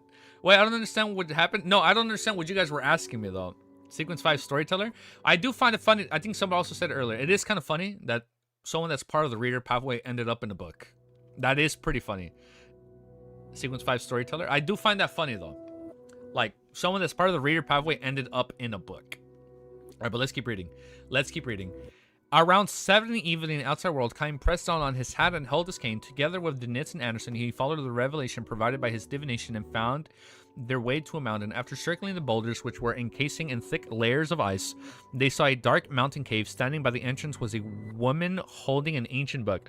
The woman had a head of soft, lustrous black hair, which had simply tied into a pigtail. Her facial features were soft, making her look different from any national of the northern continent. You know what would be a crazy twist of events? Best place to stop is 702. I'll see if I can get to it. I'll try and get to it. Yeah, I'll see if I can get to it in the next 2.5 hours. I think we'll be good. Now, what will be really coincidental is, I know we're inside the book, but what would be crazy is if inside this book, this is a book representation of the Hornicus mountain range. I feel like that will be very coincidental, right? Very convenient since we're at the very tail end of Volume 3. This is kind of like Act 3 build up. I think this would be a pretty crazy twist of events. But let's keep reading. After circling the boulders, which was encased in thick layers of ice, they saw a dark mountain cave. Standing by the entrance was a woman holding an ancient bow. The woman had a head, soft, lustrous black hair, which had simply tied into a pigtail. Her facial features were soft, making her look different from any... Oh my, I almost disconnected my power cable. Making her look different from any national of the northern continent. She wore a brown ancient-styled hunter coat and trousers she actually cast her gaze over. Upon seeing her slightly sharp eyes, Klein immediately guessed her identity for matching her to the continent Grizel's travels. She was a female elf who got... Oh, shit, this is our first time meeting an elf. She was like an actual elf. I know in Banshee Harbor, like, there's like those headless elves-looking things, but like... Well, it is like, now it is like the first, like, typical female elf you see depicted in fantasy. She was a female elf who got to know the giant Grizel at the very beginning. Her name was unknown. Compared to Earth, people from the northern continent look more Caucasian, but this elf has more of an orientational charm. Klein quickly concluded this particular trait. An elf. She's identical to the elves drawn in the ancient church drawings. Anderson suddenly became excited. I have to negotiate with her to get her to be my model so that I can draw a few portraits of her. By the side, the knit scoffed. He mocked in a succulent manner. Boorish. Damn, that's kind of mean. Damn. Clearly, he hadn't forgotten Anderson's previous mockery. Do you only know of that kind of drawing? Anderson shot a glance at him, sped up, and walked towards the female elf. Just as he approached, the female elf didn't hesitate to raise her... The music sounds really loud for you guys. Let me lower it. Just as he approached, the female elf didn't hesitate to raise her bow. The arrow strung as it shimmered with silver lightning. Wait, Anderson immediately raised his hands. It's useless. The elves mostly belong to the storm pathway. They are prone to being irascible and rash. Klein secretly activated his spirit vision threads, planning to achieve initial control over the elf in order to let her listen calmly. At this, like you give her sluggish thoughts and she can listen a bit. At this moment, Anderson saw a blur before seeing two thick, huge, muscular, grayish-blue legs. Embedded in the snow was a huge, terrifying sword. Anderson was horrified to realize that his height only reached the leg's knees. He instinctively followed the sword and looked up bit by bit. With his head almost completely facing upwards, he finally saw the giant, who was nearly 4 meters tall. Oh my god, we're finally meeting giants. The giant's skin was grayish-blue. His abdomen and waist was covered in thick, furry beast hide, leaving him naked everywhere else. Even his legs lacked protection. This is sick, dude. Oh shit, this is sick. He pounded on the sword, which was wider than the human's order, and using his trademark signal of vertical eyes to look at Anderson and Klein and the Knits, asked with a bombarding voice, "Who are you? Is this... That has to be Grizel, no? Why are you here in the Grizel's camp?" Klein was just about to reply when a familiar figure suddenly walked out from the dark mountain cave. The Knit's eyes were instantly filled with ecstasy. Dressed in a complicated shirt and dark-colored trousers, Edwina swept her gaze across the trail. Her usually cold expression revealed a rather flabbergasted look, as though she hadn't expected to see Grimminsborough and Anderson Hood here. She quickly composed herself and looked up at the giant. Grizel, they are my companions? Grizel widened his huge mouth in a grin and asked in delight, "Are you also here to help deal with Ulyssian?" Klein was momentarily left at a loss for an answer. At that moment, he saw Edwina, who was standing in the giant's shadow, gave him a look. She wanted him to give an affirmative answer. If Ellie only reaches the knees, then Grizel must have to at least... No, it said 4 meters, right? That's like 12 feet or over 12 feet? Fucking huge, dude. And I assume when we kill the dragon and like we finish the book and that the bridge opens, all of them can escape to the real world. So like Grizel, unless Grizel dies, like Grizel, Edwina, like everybody else that's still alive within the book, they'll be able to escape. And since it's a book, a lot of time isn't necessarily like I assume time flows differently within the book and the outside world. Like for them, like the inside the book, like a day is probably like a seconds for them, right? That's why they're probably all still alive. Uzlasa Klein was momentarily left at a loss for an answer. At that moment, he saw Edwina, who was standing in the giant's shadows, give him a look. She wanted him to give an affirmative answer. Uzlan is the king of the north? Klein replied in thought, yes. Oof, it's always going to be a happy ending. Then we are friends. Grizel looked down at the trio and laughed. As he spoke, Anderson suddenly retreated back to Grimminsborough's side, and he said under his breath, "This is the first time I'm meeting a living giant. There's no way of hitting his vital spots. He's just too tall," as the first thing that comes to his mind. Like, I can't hit him. You can hit the legs. Klein Lampoon and calmly replied, "A huge target makes it easy to strike them." True. That's right. Anderson agreed. At that moment, Edwina walked over and introduced the three of them. This is the leader of the camp, Giant Guardian Grizel. Oh, I thought Giant Guardian was a dragon. No, but it's referencing Grizel. Giant Guardian Grizel. This is the elven songster Syatis. Elven songster, ocean songster. Klein suddenly felt that there was hope for Mr. Hangman's potion formula. So Klein asks the the elven songster for the potion, and then he gives that to Olger. For Elven songster, ocean songster. Klein suddenly felt that there was hope for Mr. Hangman's potion formula. Edwina turned halfway around and said to Grisel's Sciatus, there are many companions, the strongest adventurer, German Sparrow, treasure hunter Anderson Hood, and renowned sailor, Danitz. I always thought Vice Admiral Iceberg was a serious type who never lied, renowned sailor, ha. In a certain way, that's true. Klein took off his hat and gave it a serious bow. Anderson followed suit in a rather casual and professional manner, reeling in delight that his captain had introduced him as a companion instead of a subordinate. Danitz was slower than the others as he acted in the fluster. Grisel laughed. Come on in. We will be fighting that evil dragon, Uzlan, at any moment now. How warm and amicable, but be it the church's canons or the myths of the City of Silver, giants are extremely violent creatures who have a strong desire for destruction. Yes, anything is possible in a book. It all depends on whether the author can make everything flow nicely. It's a little on the nose, right? Right, Cuttlefish? Ocean Songster is sequence 506. No, I know. No, I know that. I know for Olger. Ocean Songster. No, I know that. I do know that. No, it's okay. And he was going to exchange. He was going to ask the elf for the Ocean Songster potion formula. No, I know that. Danitz is now he's in the companion zone. Come on in. We'll be finding the evil dragon Uzlan at any moment. How warm and amicable. Be it the Church of the Cancer or the Mist of the City of Silver, giants are extremely violent creatures who have a strong desire for destruction. Yes, anything is possible in the book. It all depends on whether the author can make everything flow nicely. Klein nodded slightly as he followed Grisel into the spacious caves. When Edwina saw this, she approached the trio without showing any signs of abnormal behavior. As though she was leading the way, she whispered, the history that they speak of is a little odd. Same for the language. Regardless of the language they speak, all of us can understand it. Oh, that was the end of the chapter. All right, 697. 7. Let me sip my coffee and wake the fuck up. We are 1 hour, 12 minutes. Copy paste. Let me sip my coffee.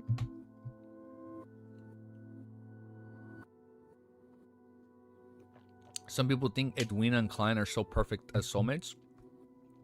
I wouldn't be shocked. I wouldn't be shocked if once Klein saves Edwina, Edwina's like, hey, you want to go out for some coffee or something? And Klein's like, whoa. I got to go back. I got to leave, you know? Like, I wouldn't be surprised if that happens. Nah. Nah, dude, I would not be surprised. I'm telling you. This is how it's going to go. We save Edwina, and Edwina's like, hey, German, you're pretty crazy. Can I invite you out for some coffee? And I'll be like, whoa. And then that's when Element Tracy walks in, like, whoa. I was going to ask him out for some coffee because he's so cool. And then Cat Leah walks in like, whoa. I wanted to ask him out for some brunch. And then German's like, why don't we all go out for some coffee and brunch together? Yo, what's up, man? Thank you for joining, Ten. All right, chapter 697 is called Story's Progress. Story, on the nose. Cuttlefish is an author. Maybe he wrote the story, or maybe this has something to do with the quill. Author, story. What does it mean? Everyone can understand each other's regardless of the language used. Oh shit, just like when you're above the gray fog. Everyone can understand each other regardless of the language used. Klein shipped over Edwina's first sentence and focused his attention on the second sentence that didn't seem too problematic. Although this was a book world created by Grisel's travels, everything was possible, but there were certain details that still revealed problems. To Klein, he wasn't too... Or is it Grisel? Grisel's travels. To Klein, he wasn't too caught up with how they could understand each other, but the kind of method that resulted in comprehension. This world incorporates something akin to the rules of the language of comprehension, or does it have a consciousness residing high above everyone else, helping in real time translate translation work, just like what I do at the tarot gatherings? If it were for the former targets who understand, Jotun will only hear an unfamiliar language, but they would understand the meaning. If it were the latter, it would mean the hearing a language they're familiar with. As he knew many ancient and supernatural languages, Klein was unable to figure out the situation immediately. He slowed down his footsteps and walked alongside the nets. He asked while suppressing his voice, can you tell what language Grisel was using when he was speaking? The Nitz was taken aback for a second and recalled and said, it's a language which sounds a little familiar yet unfamiliar, but I was unable to understand everything. Oh, that's trippy. Saliva. The supernatural languages he knew were ancient, Herbies, followed by Elvish. He was only a beginner in Jotun. Yes, it's something like the rule of language comprehension. It's comprehension at the level of mind. I think I should congratulate you because you are saying Grisel's name right. Oh, thank you. What do you mean? I've never have mispronounced a word in my life. Wait, are you joking? I am saying it right? Grizel. Like Roselle, but just with a G. Grizel. Yes, it's something like the rule of language comprehension. It's comprehension at the level of the mind. This means that the entire book world's fundamental rules can be different from the outside world. It's a setting that it comes with, but the changes don't seem capable of exceeding certain limits. The point remains suspect and requires verification. After all, I can't eliminate the existence of someone's like the fool, someone who's completely interprets the communication via the mind. Edwina is indeed sharp and good at observing. The problem she discovered leads to straight to the book world's essence. Amidst his thoughts, Klein unhurriedly enter the huge dark cave. Don't lie to yourself. Wait, what happened? But also, does it only you? I'm not joking. Oh, probably just speaking in teenager slang. Mother effort. Don't lie to yourself. Wait, lie to your what? To lie to himself because you will for him? What if Klein is just schizophrenic Zominguri beating everyone up in the mental hospital? It'd be like, it's like that one theory, like, oh, what if like Ash has been in a coma since like the first episode of Pokemon, where he's like trying to take Pikachu to the hospital and he falls off the cliff, and he entered the coma, and in his coma he's trying to be, you know, the very best, and like he's trying to win that cup, man. He's trying to win that Pokemon tournament. The Badoon Lord claims to have never messed up a word. Never have I ever. Susie? Leonard?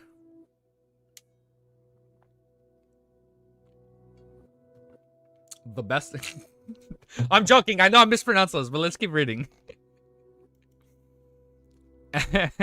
As for the history described by the, yeah, it is a pretty crazy theory people were saying about Pokemon. Like, oh, Ash was like in a coma from the very beginning when he fell off in the desert. I mean, in the forest during that storm.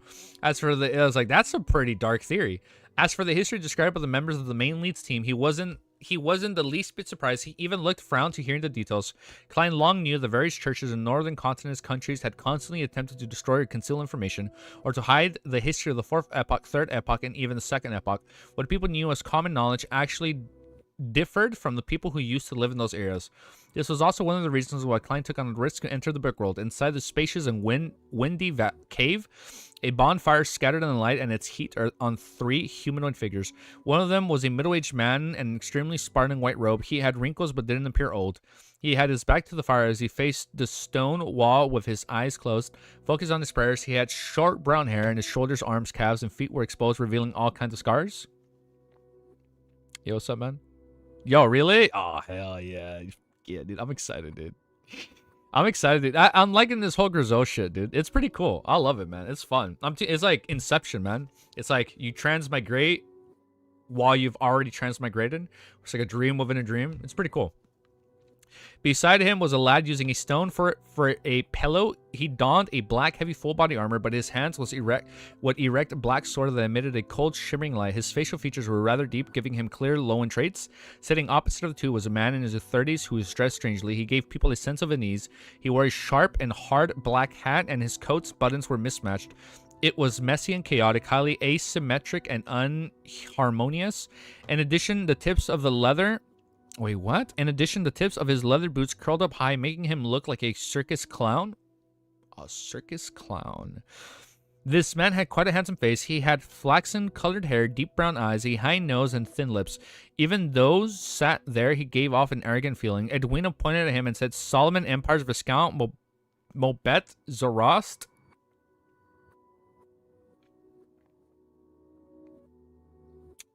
Who? Solomon Empire's...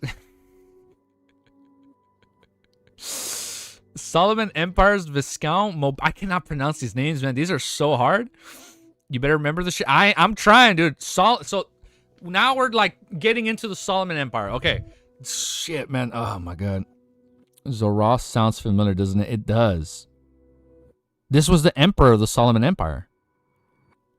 Zorost. Please let me join. Hipio, yo, what's up, dude?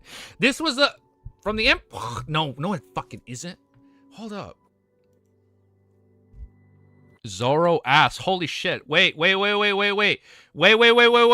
Unhinged. I remember that conversation. I remember saying I couldn't pronounce it, and you were like, "Oh, just think of Zoro ass," and I'm like, wait.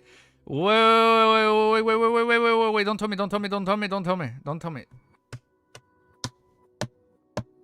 Give me a hint.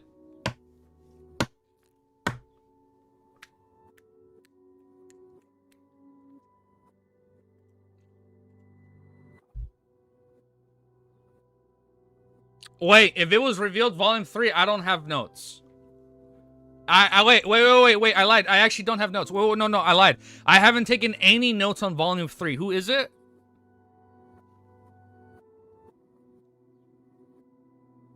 Oh! Oh shit, that was his fucking old, that was his name. That was his old name. Yeah, that was his fucking name. Wait. Was it? He's a poor grandpa? Fuck him. He's hiding for some reason. Yeah. Oh shit. It's Lenard's parasite. No, Amon. Wait. No, what do you mean Amon? No, it's Lenard's parasite. From the Zoroast family. Zoroast.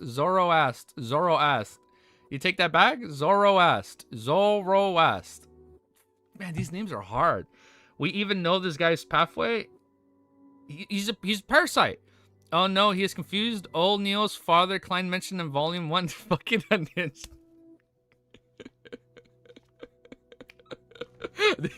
He deleted that because they're like, yo, he's confusing you more.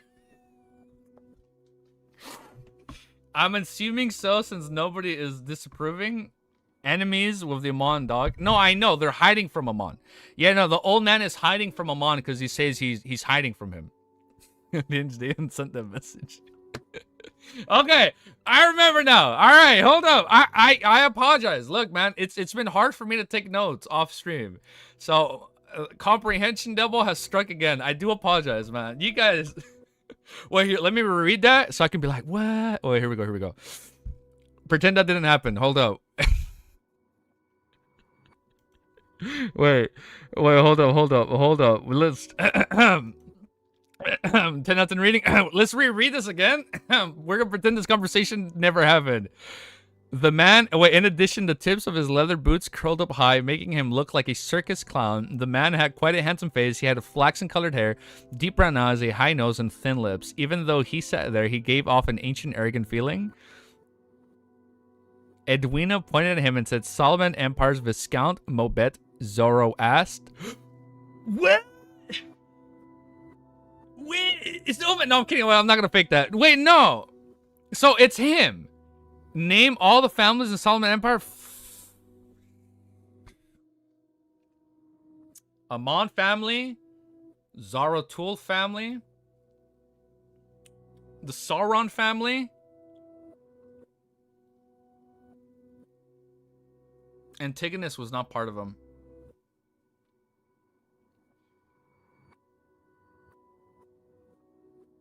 The music is not helping, man. It's... Oh, shit. Wait.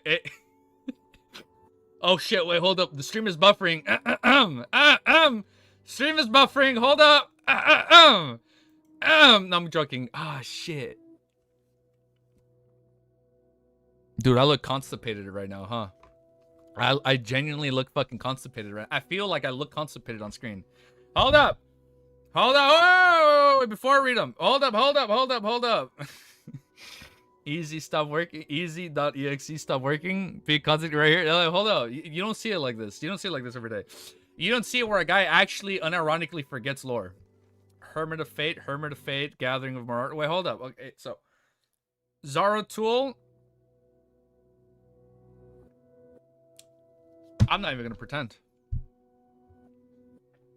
I'm gonna just open up my notes. Hold up. I'm not even gonna pretend. Solomon. So all the families that have been mentioned was Zaratul, Amon, Antigonus, Faina. Wait, no. That Faina Potter's a region. Son of a bitch. I opened up the chapter again. What the fuck am I doing? What the fuck just happened? Oh, I fucked up. Wait, hold up. I'm sorry. Bro, what is your brightness at? Yeah, I know it was a crazy flashbang. The Easy Geeky family. I might not have been wrong. You forgot that one? Wiz family. Oh, yeah, you got Wiz. The Blasphemer family.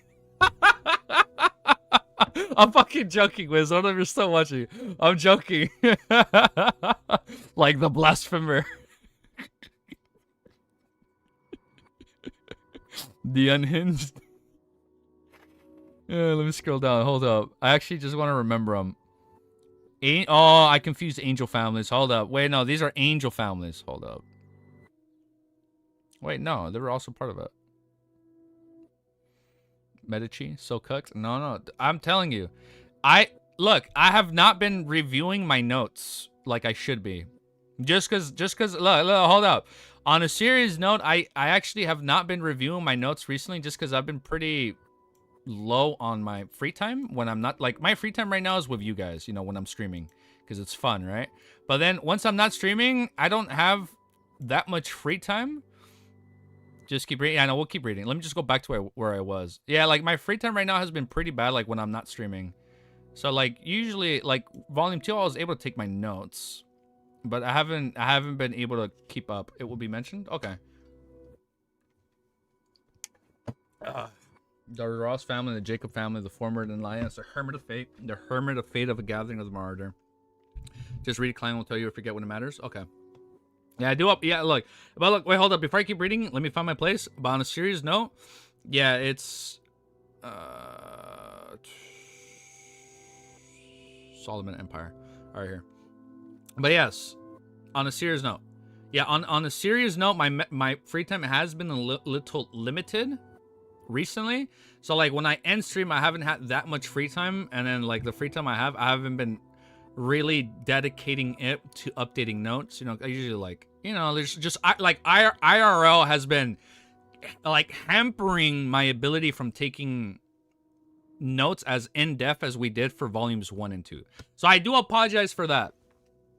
But the goal is to luckily just start doing notes as they happen after we're done with this volume.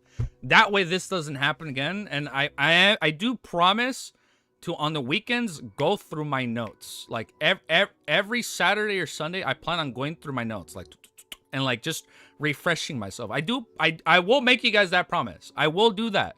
I just haven't gotten to it yet. But after we do finish this volume, I do plan to like redoing all that again, just so I don't forget everything. Thieves and scammers. Oh, was that, did that just happen right now? Really?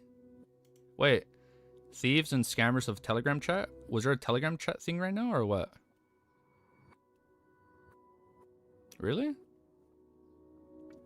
Did that actually happen right now? The wiki says the name is real later. Okay. Was there an actual like chat bot thing right now? Oh shit. Okay. Well, we'll keep reading. Well, for now, we'll keep reading. Okay, you don't have to mince your words. Hello there. I'm a Sequence 5 Dream Stealer.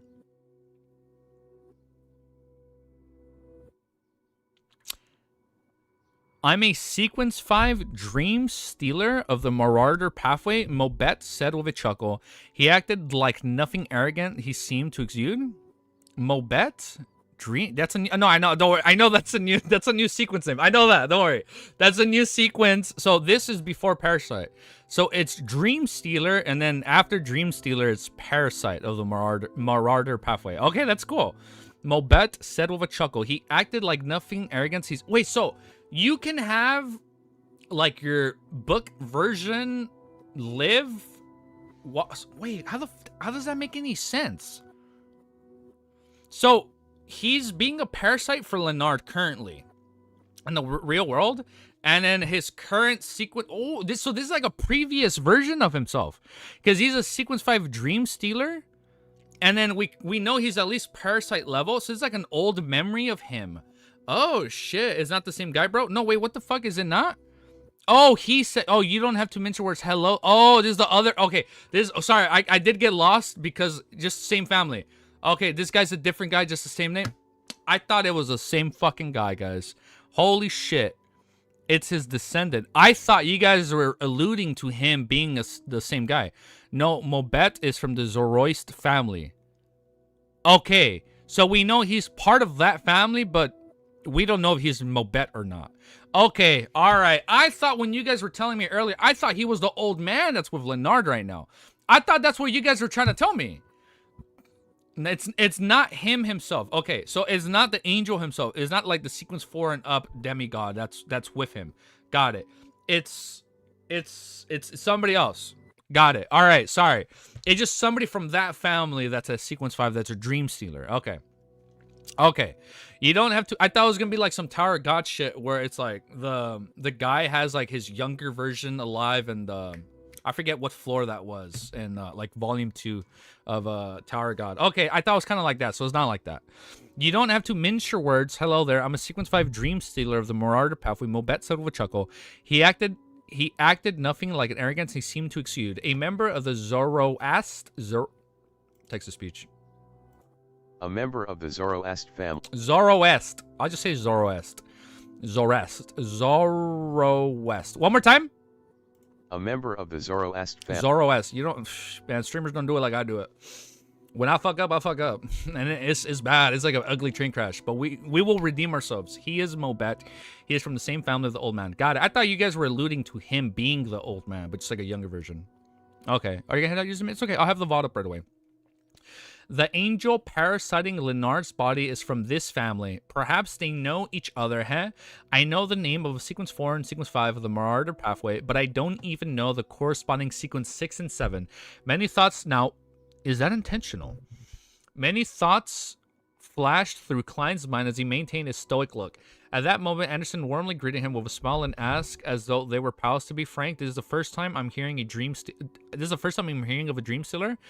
I only know the Marauder and Swindler. There are 2 sequences, 9 and 8. So we're missing 7, 6, and we know 5, 4. There are 2 sequences in the middle and I'm not aware of. Are the Beyonders of this pathway also so scarce? Doesn't Edwina know? Sequence 7, Crypthologist, and sequence 6, Prometheus. That's a good movie, by the way. Doesn't Edwina know? Sequence 7, Cryptologist, and Sequence 7, Prometheus. Huh? Let me do the introductions. Mobet, really? What would Prometheus be? Sequence 6, Prometheus? Let me do the introductions. Morbet warmly pointed to the praying man whose back was facing everyone. The pious, aesthetic snowman. He believed in the Lord that created everything, the omnipotent and omniscient God. Oh, here we go again. Here we go again. Don't mind him. He's completely sealed himself off in his beliefs, but in combat, he's a very reliable companion. Snowman, you should say something at the very least. Snowman. Mobet, who didn't receive a response, stroked his chin with a rueful smile. This is the treatment I often receive. You might find it hard to imagine that I was an arrogant, reserved, and refined nobleman. By the time it has changed everything, that happens when your companion is a giant who knows how to chuckle foolishly and shout slogans. When he said this, Grozot, who was sitting on a rock, smiled in a simple and good-natured manner. He raised his hands to scratch the back of his hand as a single vertical eye didn't show the ferocity and cruelness that giants were strongly rumored to have. Mobet shook his head and pointed at the ascetic snowman. As for him, he might not speak a single word for years or even a decade. Saites is a very violent woman. As long as there are any emotional stirrings in her, she'll beat me up. Sai, I'm as afraid of her now as I was infatuated over her back then. Therefore, I can only make conversation and speak to them. Otherwise, I'll definitely go mad. Thankfully, Frenzier came later. He's quite the conversationalist. Hey, Frenzier, wake up. We have new companions. All right, we got new companions. Wait a minute, what was that? Prometheus is a myth about a demigod that stole fire from gods. I forgot that's the myth. Prometheus, the Greek myth. That's a weird name. Prometheus is a myth about a demigod that stole fire from the gods. Bro, what the fuck? Prometheus is a myth about a guy who stole from the fire gods. That titan that stole flames from the gods and gave it to humanity and the great mythology is called Prometheus. Oh, I know it's like a Greek myth. I just didn't know what happened in the myth. Okay. He stole flames from gods and gave it to humanity. No wonder the movie was called Prometheus. That's crazy. By the way, man, if you guys haven't watched Prometheus, unironically, I think it's like one of like the better sci-fi movies out there. Yes, it has like there's some issues with the writing, yes, but like that movie is such a like roller coaster. Like after you like let the movie digest, it's a prequel to Alien. It's crazy. He also kidnapped babies. No, he that didn't happen. Oh, is that how he got the leather shoes unhinged? But yeah, if you guys haven't watched the movie Prometheus, it's a pretty cool prequel movie to Alien, and then Alien Covenant came out, and then Alien Romulus. What's the myth? You can understand why. With that myth, you can understand why it's a sequence of the Marauder pathway. Well, he's stealing. Because he's stealing. No, I get that part. That's cool though. But it's Prometheus. That's pretty fucking cool. All right.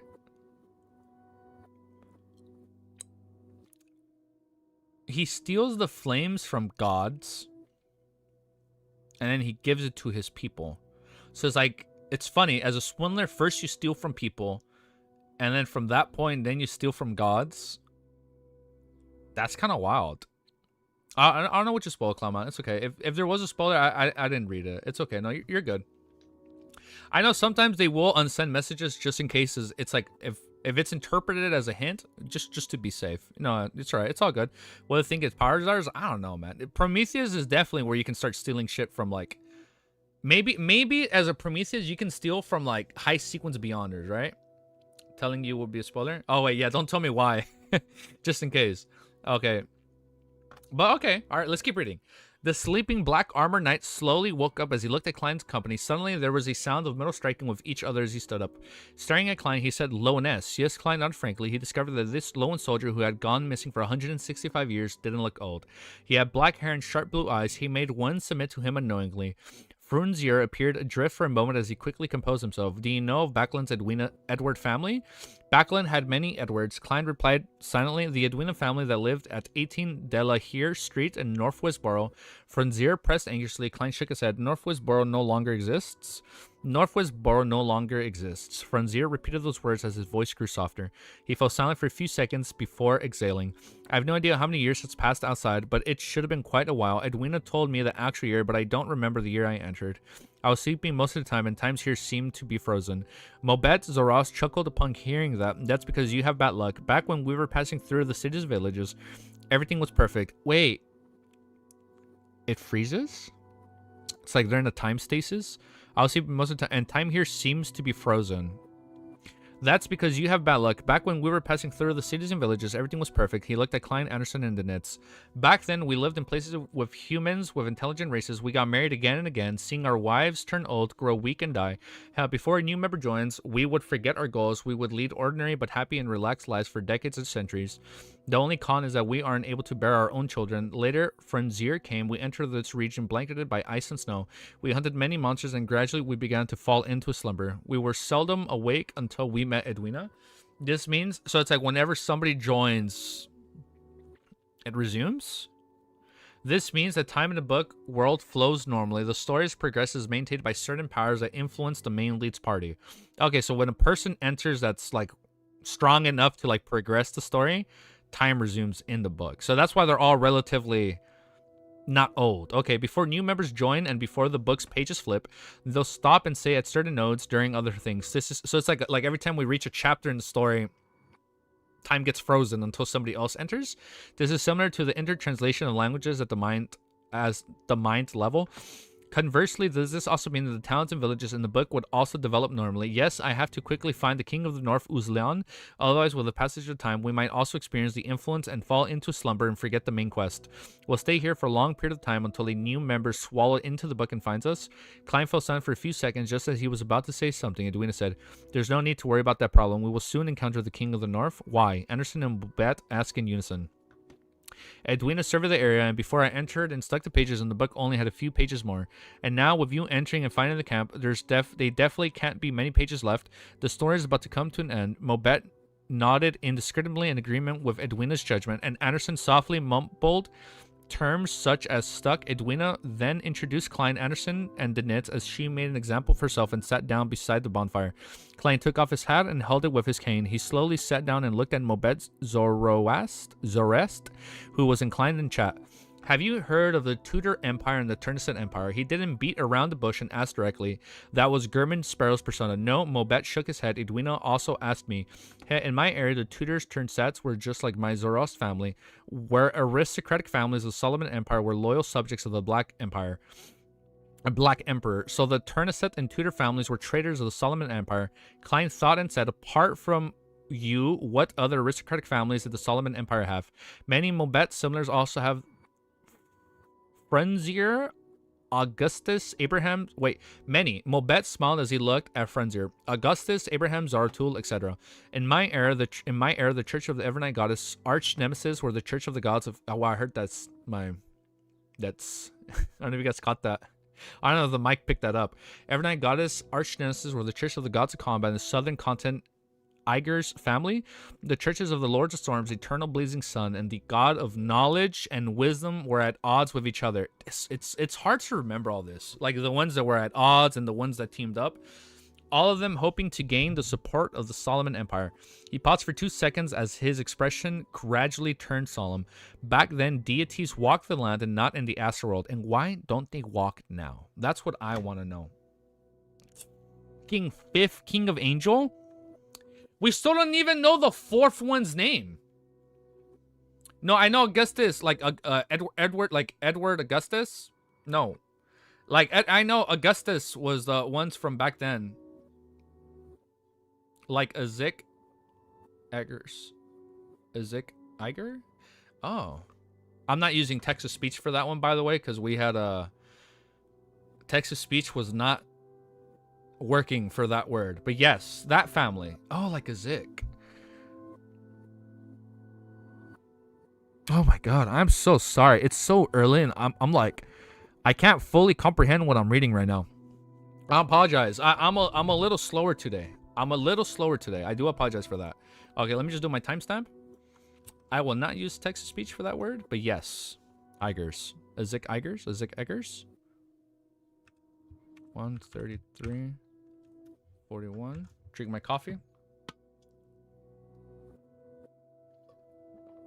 The double G is pronounced with a V sound, so it's actually like. Wait, so why'd you put a Y if it's a V? That wasn't even a good troll, Unhinged. No, it's okay. You don't have to delete it. That wasn't even a good troll. If it's a V, why would you spell it with a Y? Come on, man. That one was way too obvious, brother. That one was way too obvious, Unhinged.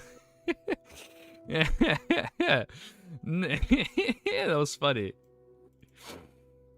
No, I'm sorry. Yeah, I am a little out of it today. Now, let me quickly text my messages because I think I'm gonna buy my movie tickets right now. Let me just check if the missus, because it was basically gonna be like a double date. So. Let me just double check. Let me make sure if they have their times ready.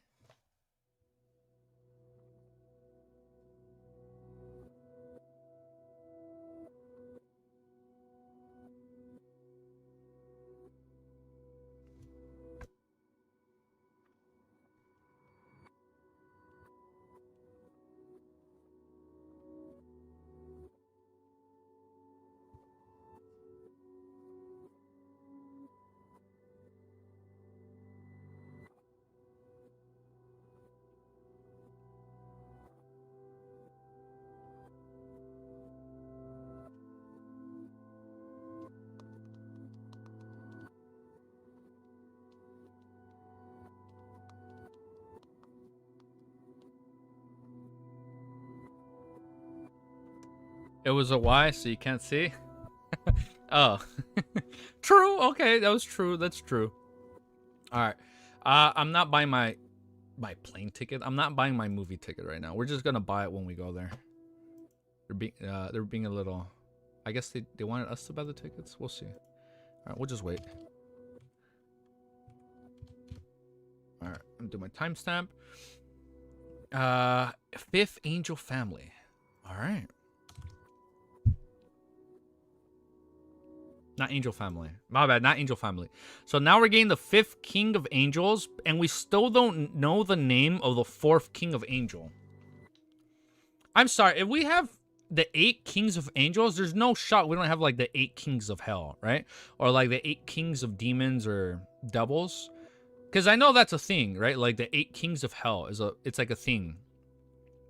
So I can see that maybe being a case, but maybe not. Maybe yes, maybe no. I'll just leave Discord open. Let's see if it launches. Oh, that's not good.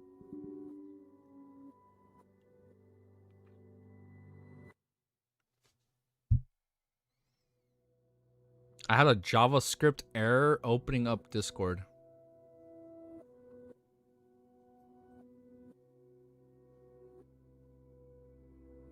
I'm sorry. Bear with me.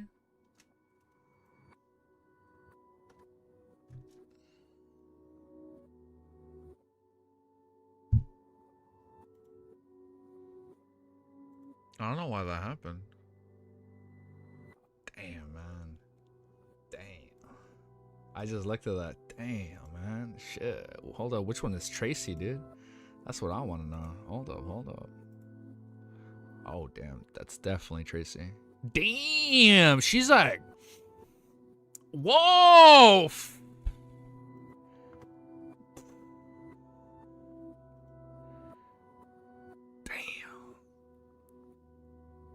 Damn, the one...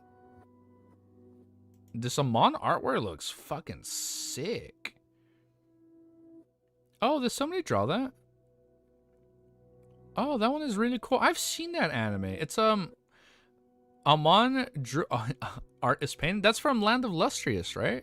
I remember watching Land of Lustrious. I really liked it. All right, let's keep reading. That's really cool. Damn. Fuck, Romero, that's a banger ass artwork. I think that's my favorite artwork. Amandra, yeah, cooking. Ouroboros, Medici. Adam, yeah, Adam is not confirmed. Yes, it's from the Land of Lustrous. Amon is a big fan. No, I remember watching Land of Lustrous. I fucking loved it. I really liked season 1. I remember watching it when it came out. I wasn't that used to like CG anime at the time, so it was a little like jarring for me, but I thought it was really cool. I had fond memories watching Land of the Lustrous. I thought it was pretty cool. And then it's like how like they can like fragment, but then I think she like they rebuilt her with more than one green gem, so it's different. I checked Discord. Wait, Unhinged. I did. Was there something on general? I thought we were talking about artwork. Was it on general? Oh! Oh, the double G is pronounced with a Y. Oh, that's so funny. I thought that was a V. Does he know? Easy, this Grizzle shit is fun. Oof. It is fun. You lied so much that even when you say the truth, it's not believed. Wait, he was actually telling the truth? Wait, before we start reading the chapter, was he actually telling the truth? The manga I cry. Speaking of mangas, I think I'm finally gonna read. I think I'm finally gonna start reading Vinland Saga again. I haven't read it since like one of the most recent time skips, but I hear it ends in 2 chapters. It ends July 25th, and I think I'm finally able to sit down and read it. I've been like, I love that series way too much. Yeah, it's pronounced. Really?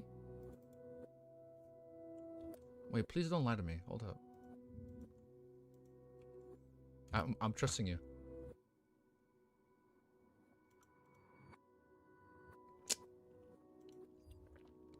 Nope. All right, let's just read. All right, let's keep reading before I stall for too long. Chapter 698 is called 5th King of Angels. Deities walked the land and not in the asteroid. In the early 4th epoch, during the era of the Solomon Empire, there was no distinguishing between the worlds of myth and reality. Deities directly walked the land without the need for descent. This is somewhat similar to the 2nd epoch as written in the City of Silver's books. The Giant King's court and other locations are separated by a door in the real world. They just needed to pass through it and return to the same way. Mortals and deities mixed together into chaos and darkness. Also, the astral world really does correspond to deities. After hearing Viscount Mobet Zoral's description, Klein instantly began connecting the dots. He subconsciously swept a glance at Grizel, and the giant was very likely someone who had experienced the history of the Second Epoch. Grizel picked up a cup larger than a wooden bucket and gulped down some melted snow as he laughed. Mobet, what's there to be surprised about? Why are you so solemn? Solemn? Why are you so solemn? Solemn, right? I've no idea why I became so solemn either. Bit by bit, Mobet Zoroest revealed a smile. It might be something very normal for us, but in their eyes, it's terrifying and unbelievable. I have to use a suitable expression to describe it in order to achieve a satisfying result. Do you still remember Franzier's expression when we told him the stories in the very beginning? He almost knelt down to seek forgiveness with the Lords of Storms. Klein, Dnitz, and company were momentarily unsure of their expression of words they should use to respond. Anderson leaned over to German Sparrow and said with a suppressed voice, I think he has the talent to be a provoker. He appeared to be surprised. He appeared to be suppressing his voice, but his words could be heard by everyone present. Mobet didn't mind as he chuckled before continuing. I know that you aren't very convinced and find it unbearable that details walk the land. Just like Edwina's previous reaction, I can't give you two examples. The chasm of storms of Pazu Island and the Tembros Heavens and the Amantha Mountain Range were the divine kingdoms of the Lords of Storms and Evernight. They were divine... Oh my god. They were divine kingdoms located on land. They were divine kingdoms separated from the real world by a mere illusionary door. Pazu Island, isn't that where the holy altar of the Church of Storms end? Amantha Mountain Range. Amantha means serenity and Hermes. This refers to a holy cathedral, the Cathedral of Serenity. When the deities no longer walked the land, their kingdoms became the headquarters of their respective churches. Klein instinctively believed that Mobet Zoroast wasn't lying, as he used it to come to certain conclusions. Dnitz was puzzled and horrified by what he had heard. He subconsciously wanted to leave, but when he saw his captain listen attentively, German Sparrow, who was in thought, and Anderson Hood, who wore a look of interest on his face, he could only hold back his urge as he sought a better, more comfortable seating position. At that moment, the elven songster Sayatas, who was in charge of the perimeter, walked in and said with contempt, "Do not mention the fake god. The authority of the storm only belongs to the king of us elves." Her voice was clear and beautiful, but her tone was filled with anger and irascibility. It felt as though she would raise her hands at any moment to shoot an arrow at Mobet Zoroast. Alright, I will use the words fake god. Mobet raised his hands and adjusted his sharp and hard black hat. Sayatis retracted her gaze, since then said to be the former lone soldier, Frunziar Edward, who wasn't a staunch believer of the Lords of Storms, it's your turn. Frunziar raised his head a little, his expression in trance-like state. Apparently, he hadn't noticed the conversation and argument from before. He drew the iron-black sword beside him and walked towards the cave entrance. Klein observed for a moment and took the opportunity to speak to the elf Sayatis. Oh, this is where he's using the potion? Remove that nickname. Do you know the Queen of Calamity, Kohinim? He was actually sure if Kohinim was Elf King Sonathrin's subsidiary god.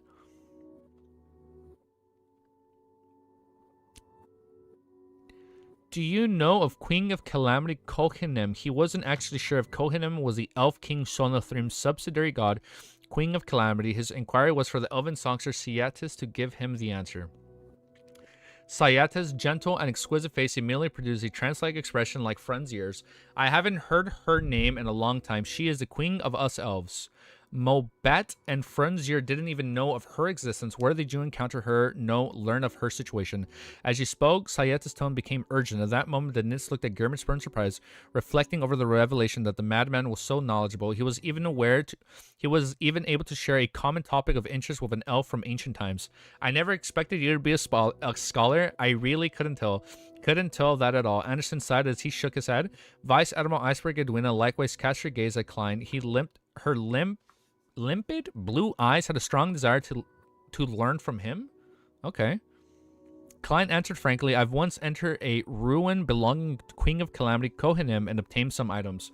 Ruin? Sinetis ruminated over the words in a soft voice, her tone having seemingly lost something unimportant, but something that she couldn't bear to part with. From the situation side, she might not be truly dead. After seeing Sayetta's eyes light up, Klein went straight to the point. Do you have the ocean songs or potion formula? Can I use something to exchange for it? He felt that being honest and direct with Beyonder from the Storm Pathway was the best choice. Sayeta thought and said, use one of Her Highness's items for exchange. I only obtained a wine... Oh, the wine cup! Ruin, emotional damage? Well, I assume either her or someone she loved or someone she knew of was alive and it wasn't a ruin, right? But now it's like the ruins. He felt that being honest and direct with a Beyonder from the Storm Pathway was the best evidence. Sayeta thought and said, use one of Her Highness's items for exchange. I only obtained a wine cup made of gold. It's already been crushed flat. Complicated patterns are engraved on it. Of the elvish phrase Calamity and Kohanim, Klein didn't hide the truth. I know about that cup. It's the cup of Her Highness loved the most. Sayeta said, unable to hide her excitement. Deal. The cup is outside. Klein had no intention of heading above the gray fog in front of everyone. Sayeta nodded. I understand. We will complete the transaction after we leave this book. Having said that, she pressed her palms together. The storm will definitely belong to the elves. Before anyone spoke, she asked curiously, what else did you discover? What else did you discover there? Some murals depicted the Elf King battles an ancient god Sod. Klein shot a glance at the aesthetic snowman who believed in the lords that created everything, the omnipotent, omniscient god. Now the ruin implies the queen died. Well, yeah, it's like her. It's like the queen's ruins. Yeah, she's like GG, bro. Like it's over. But now she's like, ah, shit. Like okay, like that was her favorite. With his back still facing the right. That's what it's implying. Like it's. I mean, of course she's dead. It's been so long. With his back still, I was like, well, it's not. I was like, it's not explicitly said that she died, but yes, she is dead. Like it was such a long time ago. I'm still alive. With his back still facing the fire, the middle-aged man who was facing the stone wall finally opened his mouth. No, he isn't the sun god. He is our Lord, the Father of all things, the great source of everything. He wasn't battling the Elf King, but taking back the authority which belonged to him. Just as Snowman said that, Sayeta stood up and aimed her arrow at him. Suddenly, the elven songster plaited black hair flared up in violation of the laws of nature. The strands on her were distant, and they were all swirling with silver lightning, emitting a strange deep blue luster. Just as Sayeta was about to release the arrow, a huge grayish blue palm appeared before her, blocking the arrow tip without any fear of being stuck. It was the palm of the giant Grizel. One of the traits of this race was its exaggerated limbs. They were so long that it appeared a little distorted. Therefore, simply by sitting there, he could stop Sayetas by extending his arms. All right, Snowman, cut it out. As you know, Sayetas is an elf who likes to put actions before words. Grizel said to the aesthetic before turning his head to the elven songster, Sayetas, we are companions who leave our backs to each other. We have experienced plenty of dangers together. You can retort Snowman and even beat him up, but do not attempt to harm him. As expected of the lead of the book, he's filled with positivity, but what's the difference in beating him and harming him? It's the same thing. It's the same thing. Klein couldn't help but mumble. Sayatis grunted and sat back down, turning the mood heavily and silent with a leave of awkwardness. We don't know if subsidiary gods have limited lifespans, though. Yeah, I mean... A subsidiary god. We know once you're a god, you have like prolonged longevity. But if it's a subsidiary god, I guess probably yes. It's up for debate. Yeah. Giant Grizel used his single vertical eye to survey the area before chuckling. Then I'll talk about my past. Before entering the book, I lived in a Giant King's court. I was one of the guardians of the waning forest. It's somewhere only our king can enter. Rumor has it that buried inside it are his parents who also formed the origins of us giants. But Giant King's court is formed of many parts, and the waning forest is one of them. Buried in the most ancient ancestor of the giants, Klein listened attentively, only wishing to ask more. To him, this was more valuable than the fourth epoch's history. This was because the city of Silver's hope likely laid in the Giant King's court. Okay, so that might come back. However, before he opened his mouth, a Duina spoke before him. Grizel, what did the book look like when you received it? Grizel raised his hand to rub his cheeks. It had nothing like an empty book waiting to be written. It was an empty book waiting to be written. I even thought that Grizel might be a completely fictional character in that book. Klein deliberated for a few seconds and didn't directly ask about the details of the Giant King's court. He turned to say to Mobet Zoroast, do you know of the blasphemer Amon? Oh shit, here we go. Blasphemer refers to an entire family of Amon. They are the arch nemesis of us Zoroasts. It's said that they have a very powerful and terrifying ancestor that even Oboris and Medici viewed with great importance. Like Amon, like the one we saw walking, like the Amon we've bumped into twice. They even feel fear towards him, but no one knows of his actual name. Wait. That's true. Amon would be his last name. They even feel fear. I didn't realize that. Yeah, what the fuck is his full name? They even feel fear towards him, but no one knows his actual name. Mobet introduced in detail. I'll empty your book. I'll pass for now.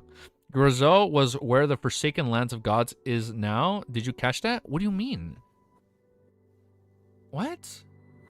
Wait, Grizel was where the Forsaken Lands of Gods is now. Did you catch that? Dave? Steve? Like Rafe Steve? Steve Rafe?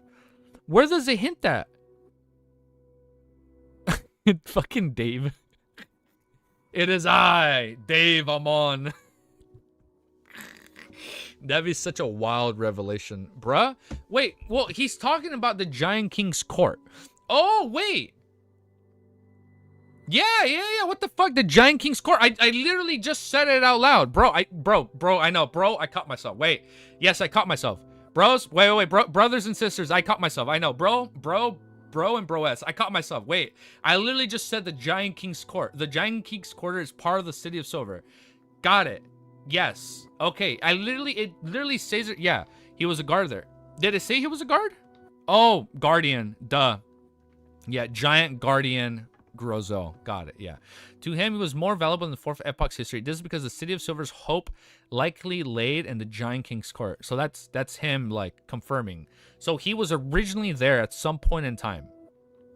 It's so crazy how like it's all linked. And we still don't know exactly what's the bridge or like how exactly it's happening. Like we know like now there's like possible ways for these rituals that Klein brought up earlier, like a stream or two ago, or was it 3 streams ago? But still, it's pretty cool.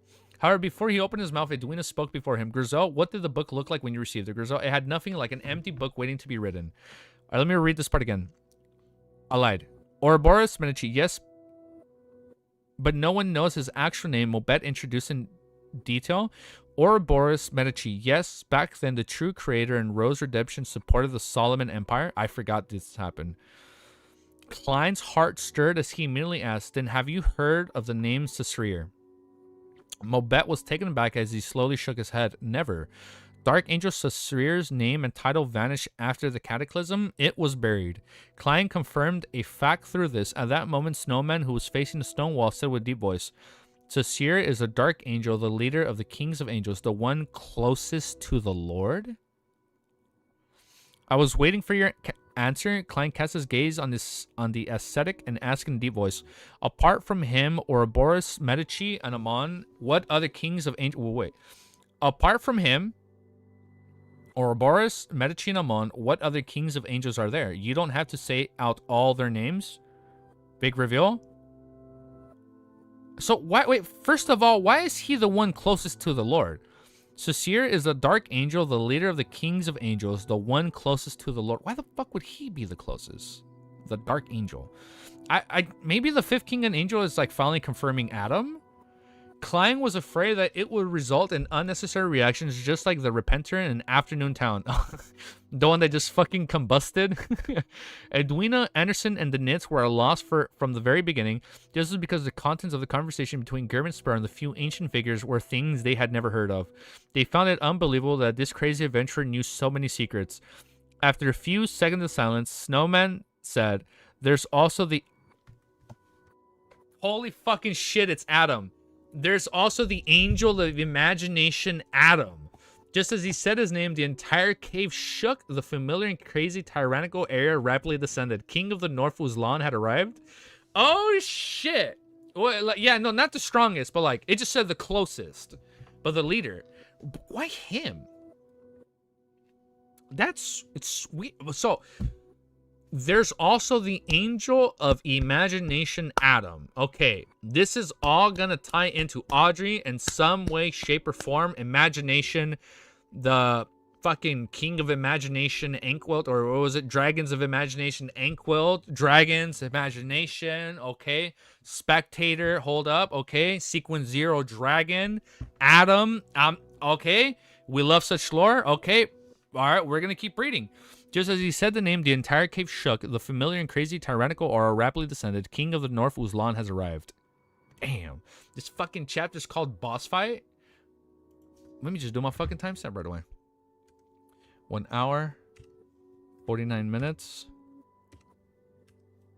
16 seconds. Oh, shit. I forgot the 1. Hold up. 1 hour. Fucking boss fight. Hold up. I'm drinking my coffee. Let me drink coffee before I fucking start yawning. I can already sense myself about to yawn. Ow, wait, hold up. I need to fix my short gun. He's gonna be playing Dark Soul. Oh, he is, man. He's gonna be fighting the Nameless King right now, dude. Oh, hold up. I'm not gonna pretend like I beat him. I never beat Dark Souls 3. I never even beat 1. You know what? I think that'd be a fun stream. Playing all of 1, 2, and 3. I think that'd be fucking sick. Did I miss some lore? Stranger? This is some wild ass lore. Alright, so we're fighting a fucking dragon. Give me 1 fucking second, brothers and sisters. Okay, I'm feeling Baldur's Gate. Let's look up Baldur's Gate. There has to be a badass Baldur's Gate track. No. No. No. How are we feeling with this one?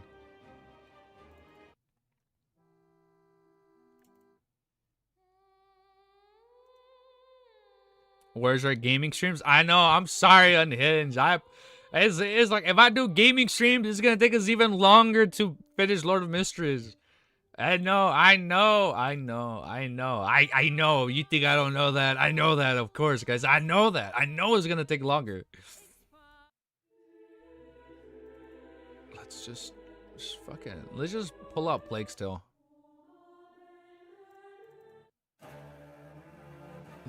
Let's just pull out the Plague Tale music. You gotta lock in. We're fucking locking in. Let's just fucking pull up some Plague Tale music for fight music. Here we go. Here we go. We're just playing Plague Tale. Plague Tale music slaps. Adam and Sequence 1 author. Now I don't know about that one, but we'll find out right now. Let's keep reading. Timestamp. Let's do this. Oh, wait, before I forget, I have to update this. Beautiful. Chapter 699 is called Boss Fight. Lone Soldier Franzier Edward, who was on guard by the cave's entrance, saw a massive figure descend from the sky. Now the music sounds way too loud. Hold up. Let me adjust.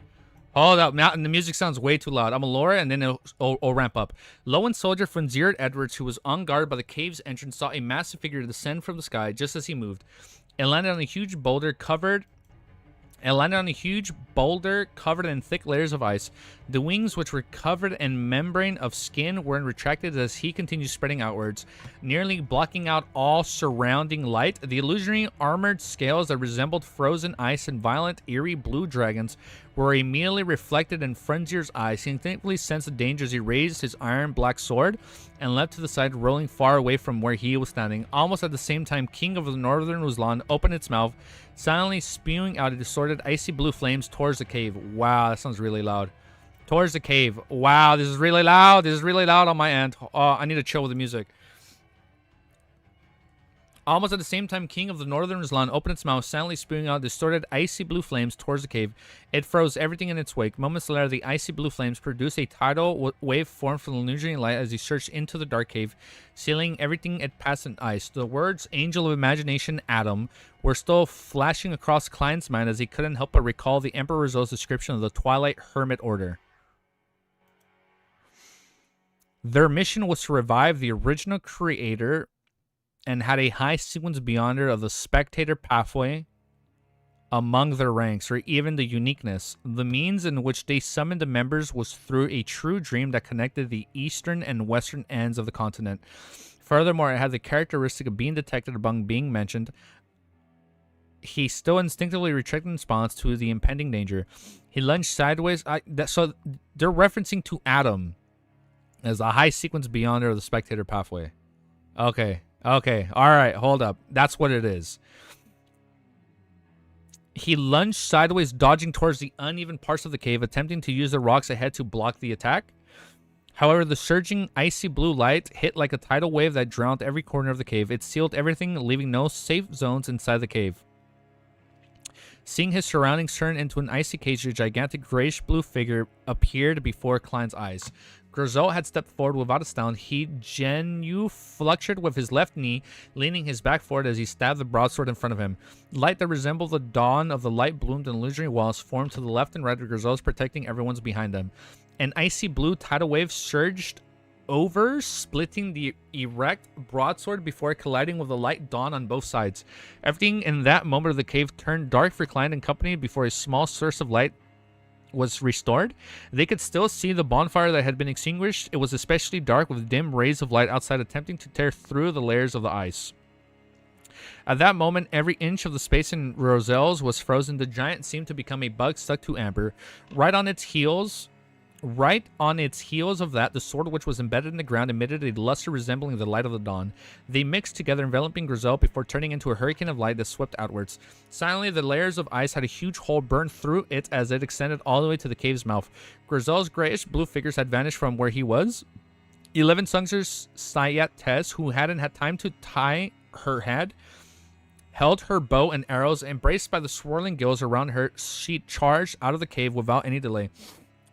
Dressed in an asymmetrical black coat, the Solomon Empire Viscount Mobet, Zoroast mumbled, "Don't be in a rush, or it's finally here." As he ran, flowing closely behind Syatis, the ascetic snowman stood up as well. He tapped his chest 4 times as though he was forming the shape of a cross. "May the Lord bless me." Amidst his hoarse and dry voice, he stepped onto the biting cold ice with his bare foot and ran out of the cave. Klein didn't hesitate either. He didn't draw his revolver, and he kept his hands empty. Together with Anderson, who was clenching death Breitscheid tightly, they ran into the hole in the ice. Dressed in a shirt with complicated patterns, Edwina Edwards looked at the Nitz, who was trembling due to the aura of the high-level entity. Ooh. He's trembling. She said with a gentle but emotionless tone, "Stay here." Having said that, they looked and her blue eyes deepened. Gales howled around her, pushing her out of the cave. "Stay here." The Nitz was stunned. He subconsciously surveyed his surroundings and saw that the walls covered in frost that completely extinguished the bonfire. The cave was silent, with him being the only one left. Oh, he stayed? The Nitz trembled slowly before he came to stop as he turned to Gabe. However, he didn't say a word, and he saw his captain's figure disappear from the cave's entrance.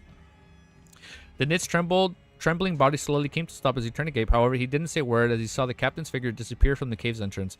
Outside of the cave, Frenzier Edward, who had just rolled to avoid the first series of attacks, saw Uzlan spread its wings as it was about to leap into the sky, closing in the distance between him and his parties. He ensured his safety, and he steadied his figure as he pushed his left palm out diagonally. Immediately following that, he declared a statement in ancient Phasic: "Flying is prohibited here." Suddenly, Oh, that's sick. Flying is prohibited. And now it's like he's able to okay, and now he can bound him to the ground. Suddenly, the frost dragon's wings that blotted out of the sky seemed to be weighed down by an invisible object. That's sick. Weighed 100 times of its body weight, it began flapping them without great difficulty. The king of the north immediately let out a fierce roar as a loud sonic boom drilled into Frenzier's ears, making his stagger. With a whoosh, the pair of wings finally managed to flap, stirring up the snow and frost around it in the air. Although it was difficult for Uzlan's part, it eventually managed to fly. At that moment, disciplinary paladin Frenzier's expression turned solemn. He said a sentence constructed in ancient Hermes once again: "Violators will be punished." Just as he said that, his figure leaped up at the speed which was faster than Uzlan, as though he had been augmented by some unknown power. Ding! Frenzier extended his body in midair as he brandished the iron black sword in hand, striking down at the king of the North's neck with his posture speaking great certainty of a hit. A clear crack appeared on the crystalline armor plates as it spread slightly. However, this failed to make Uzlan bled. Ugh. The frost dragon didn't even feel the pain as its airy blue eyes locked onto Frenzier's, expression cruel and tyrannical. This dragon reminds me of the dragon from from Game of Thrones, the Frost Dragon. Well, hold on. I won't get into spoilers. Badoons are prohibited here. No, zero Badooning today. It then lifted up as his claws with front zero remained in midair without any means of dodging. At that critical moment, a hurricane blew over, pushing the black armored disciplinary paladin away, causing Uzlan's strikes to swipe at air. Its strikes caused an explosive boom despite the miss. Elven Songs of Syatis didn't hesitate to take action once she rushed out of the cave, saving Frenzier immediately. Immediately following that, her hair flared up in violation of the laws of nature. They were distinct with swirling lightning bolts. They were distinct with swirling lightning bolts. She aimed her arrow at the large but slow flying target in the sky, King of the North, before firmly pulling back the arrow. The sky turned dark as the dark clouds had gathered as lightning bounced through them. Shit, dude, that is so sick. Unable to fly smoothly due to the disciplinary paladin's influence, Uzlan suddenly pulled back its wings, swooping down at the Syatis like a high-speed train. Syatis like a high-speed train? Sweeping down a Syatis. I'm saying the name wrong. Syatis like a high-speed train. At that moment, a grayish-blue figure that left one feeling safe had appeared in front of the King of the North's trajectory. Grizel genuflected once again, plunging the broadsword with which was unable by human hands in front of himself. Dawn-like light. That's a tongue twister. Dawn-like light surfaced, forming an invisible, impenetrable wall. Boom. Between the invisible wall. The collision between the Frost Dragon and Grizel was like a terrifying explosion. It shattered layers of ice around him. It's gonna be so sick if it's animated, dude. No, I know. Disciplinary Paladin. Yeah. So this is after Dawn Paladin, right? No. Dawn Paladin was sequence 6? Yes? No? The collision between the Frost Dragon and Grizel was like a terrifying explosion. It shattered layers of ice around him, pushing them outwards. Grizel failed to keep his footing firm as he flew out like a ball, tumbling past Syatis before slamming loudly into the mountain wall. A huge amount of snow was iced. So sick. Oh my god, I keep mixing them up. The word paladin is throwing me off. Thank you for reminding me, Cammy. I'm sorry. My pathway knowledge has been pretty hampered this volume. I'm not going to sugarcoat it. I do apologize for that. But it's going to be different for volume 4 and onwards. Grizel failed to keep his footing firm as he flew out like a ball, tumbling past Syatis before slamming loudly into the mountain wall. So he crashed. A huge amount of snow and ice probably fell, right? A huge amount of snow and ice stalactites crashed from above, nearly causing an avalanche. As for Uzlan, it wasn't sent retreating. It remained standing in its original spot. Having had its swooping attack interrupted, its hind legs were in the ground as its body leaned forward. It shook its neck before aiming its open mouth at Syatis. The Solomon Empire's noble Mobet Zoroist had long arrived beside Syatis. Upon seeing this, he hurriedly extended his right hand and rapidly turned his wrist. Uzlan forgot what it was doing despite having its mouth completely... Uzlan forgot what it was doing despite having its mouth completely open. It stood there in the daze without continuing its attack. Suddenly, Mobet turned his head and spit to the side. Phew. The spit was ordinary without any special traits to it. Oh, here, we're almost done with it. Can't hear the music? Yeah, it's... Can't hear the music, by the way. IDK if I didn't loop or I'm tweaking. Never mind, it's back. Yeah, it was probably low for a while. New sequence revealed. No, yeah. Probability from Arbiter Pathway since the guy with Capim is using the same powers as this guy. It was the one that was with Capim, right? It was the one when Klein fought him, right? The one using the words? Same powers as this guy. Well, that's what he said, like, this place is unboundable, like, this place is unflyable. It reminded me of those abilities. Yeah, it reminds me of the guy from that fight. And it was like, he will, like, shout. It's like that one dude from, Jujutsu Kaisen, the one with the word curse. Yes, Klein was fighting as a bandit in potion. Yeah, and I remember that fight. I did find that guy pretty interesting, like, what you say happens. That was, he'll be like, death, bound, or like what was it, like fall, or like all this shit. It was pretty cool. And then he's like, he did the same thing. No, yeah, I remember. That's what I was. Sorry if I didn't say it out loud. Or rule maker. Yeah, Klein was fighting as a bandit. Oh yeah, sorry if I don't sound coherent when I speak out loud, or if I don't speak out loud, imprisonment. Thank you. Like, he did say that, right? Imprisonment, bound, like, I do apologize if I am a little incoherent at times. Not at the, it's been most of the time recently. I do apologize for that, truly. But don't worry, it's gonna be different. Volume 4. I'm gonna do my best. I will do my best. Seizing this opportunity, Snowman aesthetic who came out raised his arms as though he was embracing God's grace. He's gonna hug him. Then he said to elven songster and ancient Hermes, God says it's effective. With a sizzling sound, the flashing of lightning surrounded Cyatis, brightened greatly as he surged out, entangling with the arrow. She released her grip as an arrow shot out. Boom. Dark clouds gathering in the air as a thick bolt of lightning smote down augmented the arrows. The arrow turned completely silver as though it was shot from the god of lightning. It struck Uzlan's forehead at a completely unavoidable speed. Layers of ice disappeared as the illusory armor plating cracked. The arrow stabbed into the king of the north's head, making it let out a deafening cry. Light blue blood gushed out and quickly froze. Oh, because it's cold? It quickly froze as the frost dragon's ugly face shook violently as the silver bolt zapped it. At that moment, Klein and Anderson came out of the cave. Disciplinary paladin Frenzier had tumbled onto the ground before standing up again.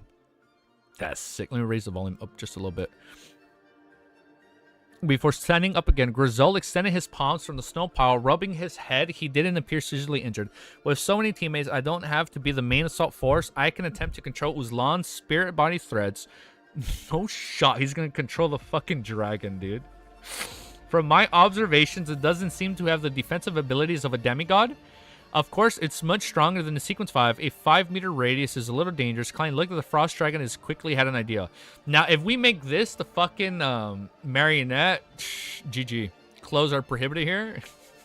Raise the full. Oh, shit. What are Dream Stealer abilities? It's weird. Like, I don't know if you're like genuinely stealing a person's dreams, and they're like and it's like that's where the idea comes from. Like, oh, I don't remember my dreams because the dream stealer is stealing your dreams, and like maybe that's why it is. Like, there's probably Beyonders like Klein Nightmare. Yes, you enter, you give him nightmares, and then like the dream meter goes in, or the dream stealer, and he steals your memories, and you just don't recall any knowledge. That's probably what it is. Just like how Dunn had to act as a nightmare, he observes a dream and then you steal the dream. And then if you can make them dream using Beyonder abilities, maybe you can make them forget those Beyonder abilities. That could be it. That'd be pretty sick if that's true though. But let me do my timestamp. Drink my coffee and let's get... He stole something from the dragon. Well, he was like dazed. It's like, yeah, and I remember that part. He opened his mouth and like he forgot what he was doing. Like they become forgetful. Oh shit, it's still thoughts, right? Is it thoughts or dreams? That's the one thing I'm not sure yet. He stole something from the dragon and dragon acted like he forgot. No, I remember that part. He was about to attack, he opened his mouth and then he forgot what he was doing. The way I read it as was the dragon was momentarily knocked out when he was hit. Like he was unconscious probably for a few seconds.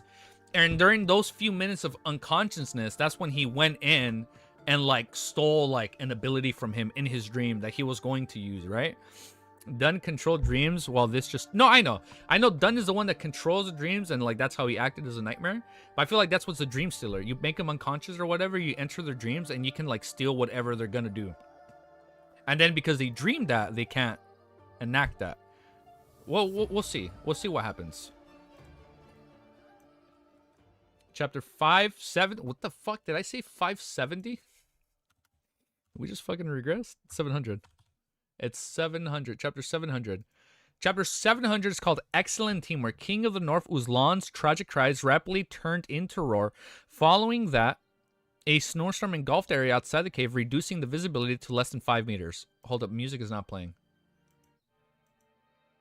Let's fucking pull out the Tekken music. Hold up. Hold up. This is getting hype. Here we go. Hold up. Now we're lipping this bitch. Dreams are deeper than thoughts. Check my message. Dreams, as in what's your dreams for the future type of shit, maybe? Yeah, I mean, it can be anything. Like, you can literally dream of whatever. Like, some people, when they go to dream, it's like, and they're studying, they're like dreaming their notes, you know? For all we know, the dream stealer can steal his memories of him studying, and he forgets everything he studied. So I think that's what you guys were unsending from Ascend. Don't worry, I don't know if it was a spoiler. He said thoughts. Like your thoughts. Yeah, it's like you're probably stealing the thoughts from your dreams. What you want to do next? Check my message. Kind of like that, right? All right, let me lower this a bit. I'm gonna lower the volume for me, and I'll raise it for you guys. All right, we're busting out the Tekken music. All right, let me reread this part, but we're gonna take out the Tekken music. King of the North, whose lawns tragic cries rapidly turned into a roar. Wait, hold up. No, you're good. Wait, hold up. I actually want to play Walls Closing In. Hold up. We haven't heard Walls Closing In a cool minute. I actually want to listen to Walls Closing In.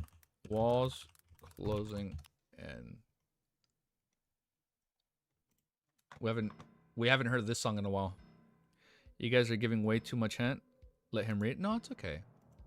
I know sometimes when we get excited, I was the same whenever I watch streamers. Sometimes I get a little too excited and say too much, even though they probably didn't want it, but it's okay. But let's keep reading.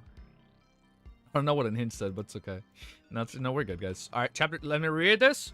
We're gonna reread this part. So we're gonna reread and play Walls Closing In because it's been a while. Chapter 700, excellent teamwork.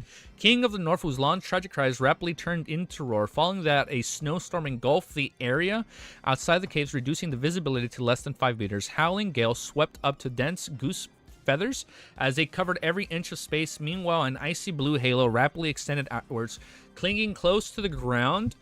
It left frozen ice everywhere in its wake as it passed. Klein, who had his vision and hearing affected by the blizzard, instantly had the corresponding scene surface in his mind.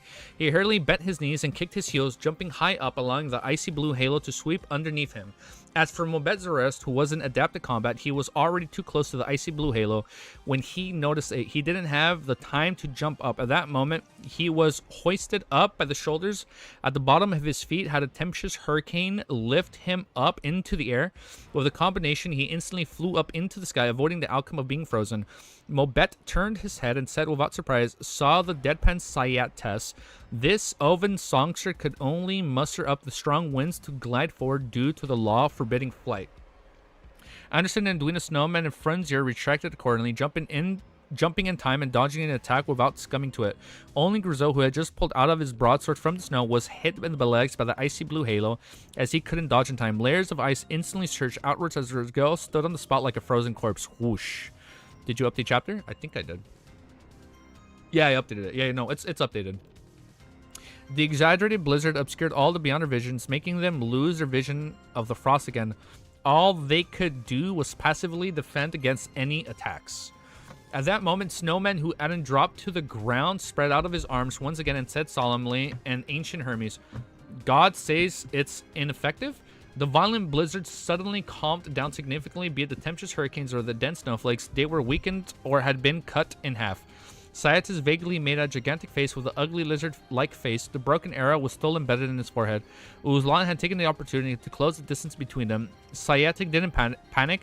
The strong wind suddenly changed the direction, sending Mobet and her floating backwards. Meanwhile, her chilled pale lips opened as they sang an ancient and abstruse elvish. The rocks are destined like abstruse, like vague, abstruse elvish.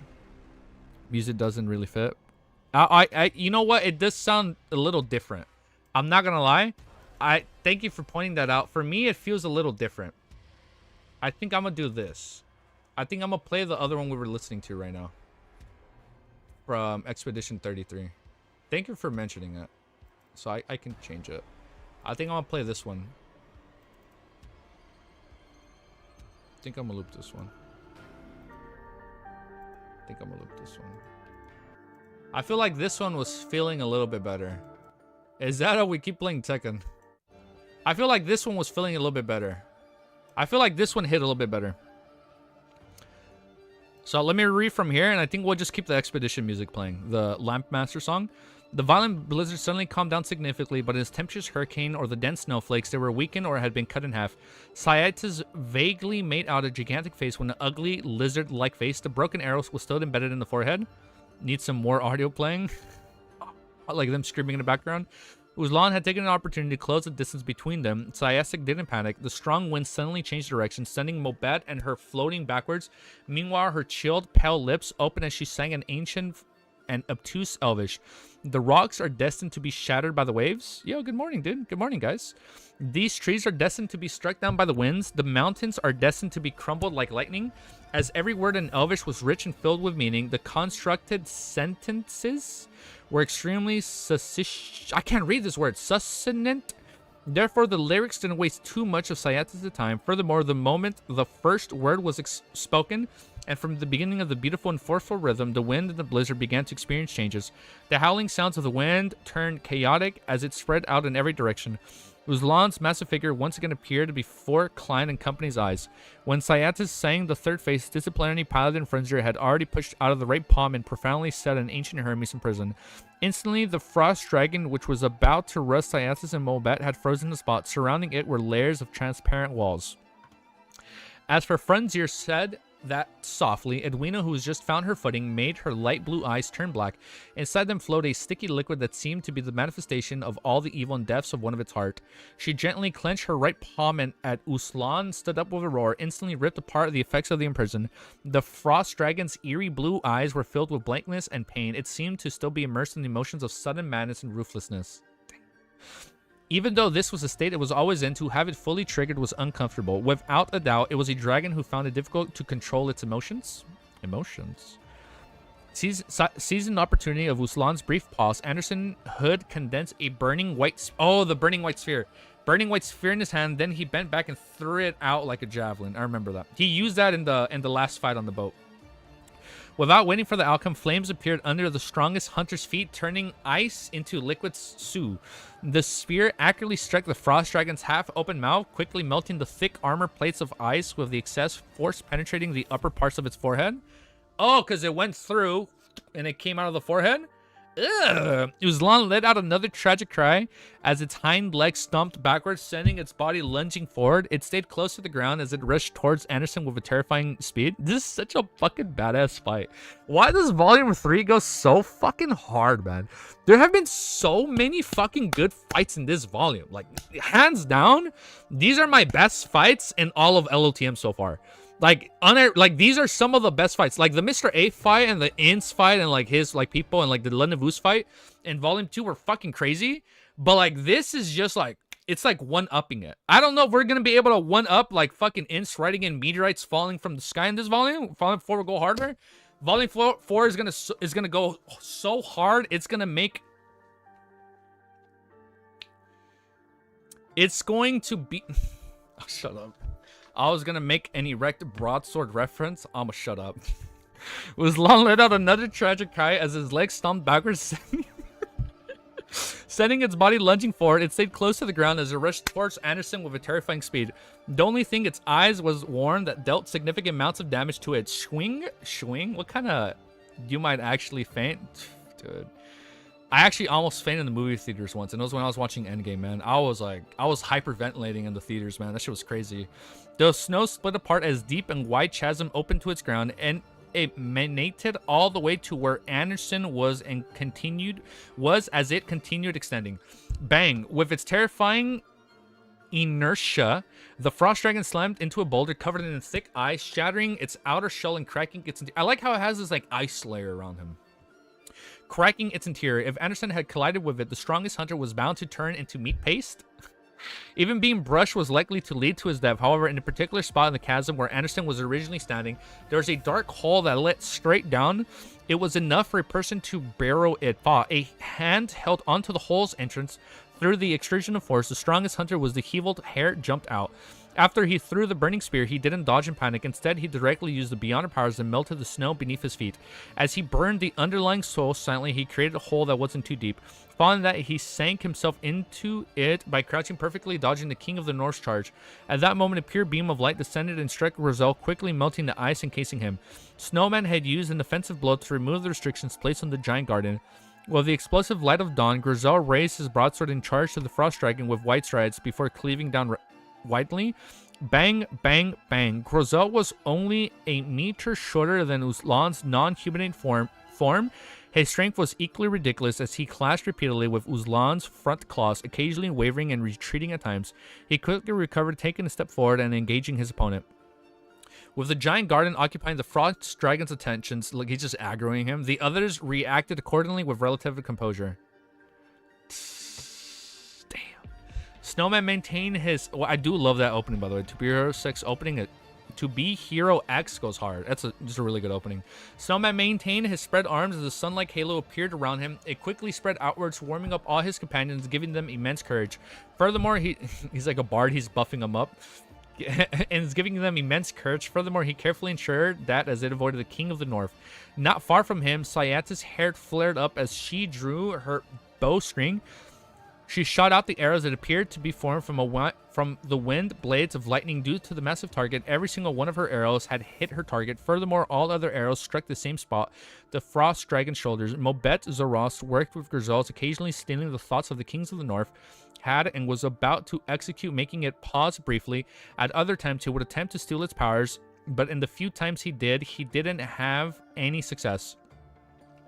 With the pitch black sword, Anderson carefully circled the frost dragon's flank and attempted to strike a particular spot.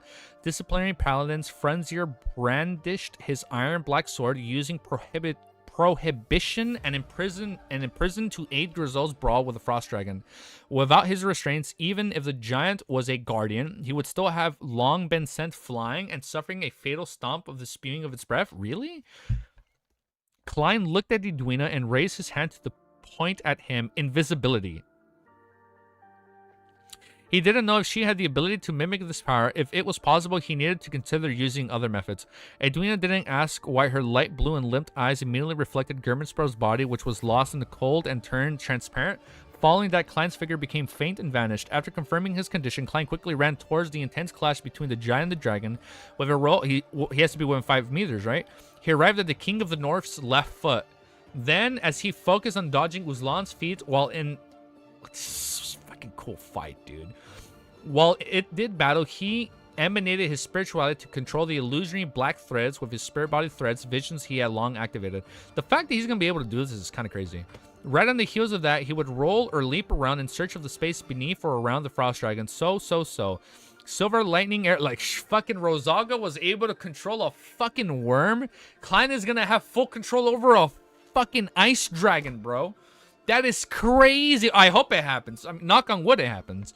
Silver lightning arrows and pure azure wind blades landed in the small region, shattering the armor plates of ice, tearing apart the resilient skin. Soon, the frost dragon's right shoulder was a swath of light blue.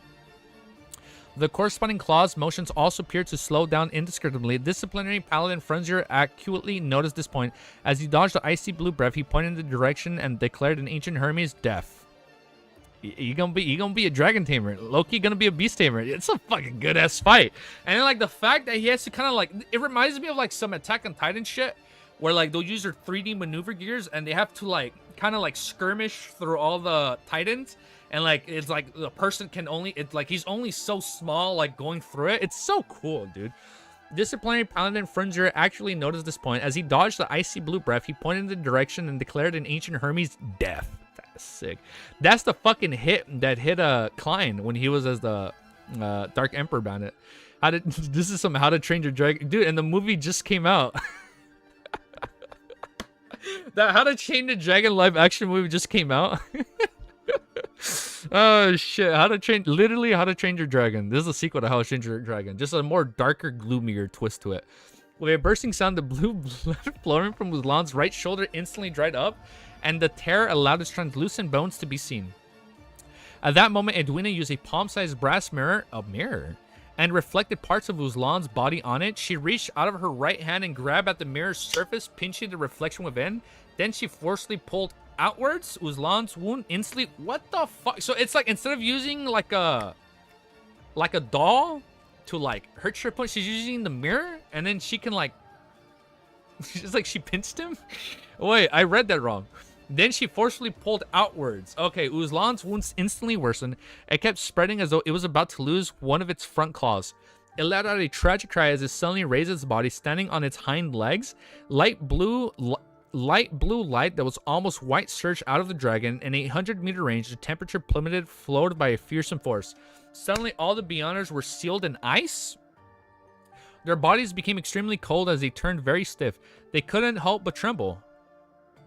We're supposed to keep the dragon. He can't really bring. No, he's gonna turn it into like a miniature. He's gonna. Oh, Uli-san, not Uzlan. Uli-san. I think that I read Uzli-san. Uzli-san. Sorry, I was thinking the Y was silent. Unhinged had me thinking the Y was silent because of our earlier discussion. Sayatis, Mobet, Edwina, Klein, Grizel, Anderson, and Frinzer all shared similar symptoms. The only one who barely maintained his mobility was an ascetic snowman, thanks to withstanding the training of being frozen countless times. He maintained his spread arms, half closed his eyes, and solemnly said, "God loves everyone." Sunlight tore through the wind and snow as the warmth began to melt the feeling of being frozen. Bang! Uzlan sent Grizel flying with a claw, severely injuring the giant garden by leaving a depression in his chest, and temporarily ignored the rest as it targeted Snowman Blitz rushing him. I'm sorry, where is the Nitz in this whole situation? Is he still out there just waiting? Snowman has no one protecting him. It's about to move beyond the 5-meter radius. Klein, oh, he has to stay close. Klein watched the scene feeling somewhat numb. He had the urge of running into the cave to pray to himself before using... Oh, yeah, he can use Sea God Scepter. Before using Sea God Scepter above the Great Fog to respond. At that moment, okay, the Nitz is here. Scarlet Fireball appeared beside the aesthetic before the... Or a Zik or Anderson, one of them. Appeared beside the aesthetic before the frozen dragon arrived. Then it exploded without any reservation, sending him flying. He's still hiding. Dude, he better come out and get the last hit. And then Edwina be like, "Oh, my beautiful shining Danitz came to save me." It was from the strongest hunter, Anderson. At that moment, Edwina... Man, I feel kind of bad, though, that he's, like, just hiding. No, he has to be waiting for the right opportunity to strike. At that moment, Edwina had produced a fireball in her hand and threw it at Uzlana's back, but she failed to hit it. She was creating a passageway for Klein to phase over with a fire. Oh, okay, flame ignition. She had learned from the Nitz of the ability German Sparrow had. Alright, that's smart. Damn, dude. Oh my god. Such a... I'm sorry, is there any fan art on this fucking dragon? Is there any fan art on this fight? Because I want to have Jumanji as my thumbnail, but then I just Photoshop all the characters' faces on the characters of Jumanji. Or instead of the lion from Jumanji, we'll just put the dragon. Dude, if there's any fan art on these characters, please send them, man. It'd be so fucking funny. I'll be honest. IDK? Alright, I'll be honest. Peak thumbnail. If not, I'm gonna just title this video the Jumanji arc, and it'll just be Jumanji.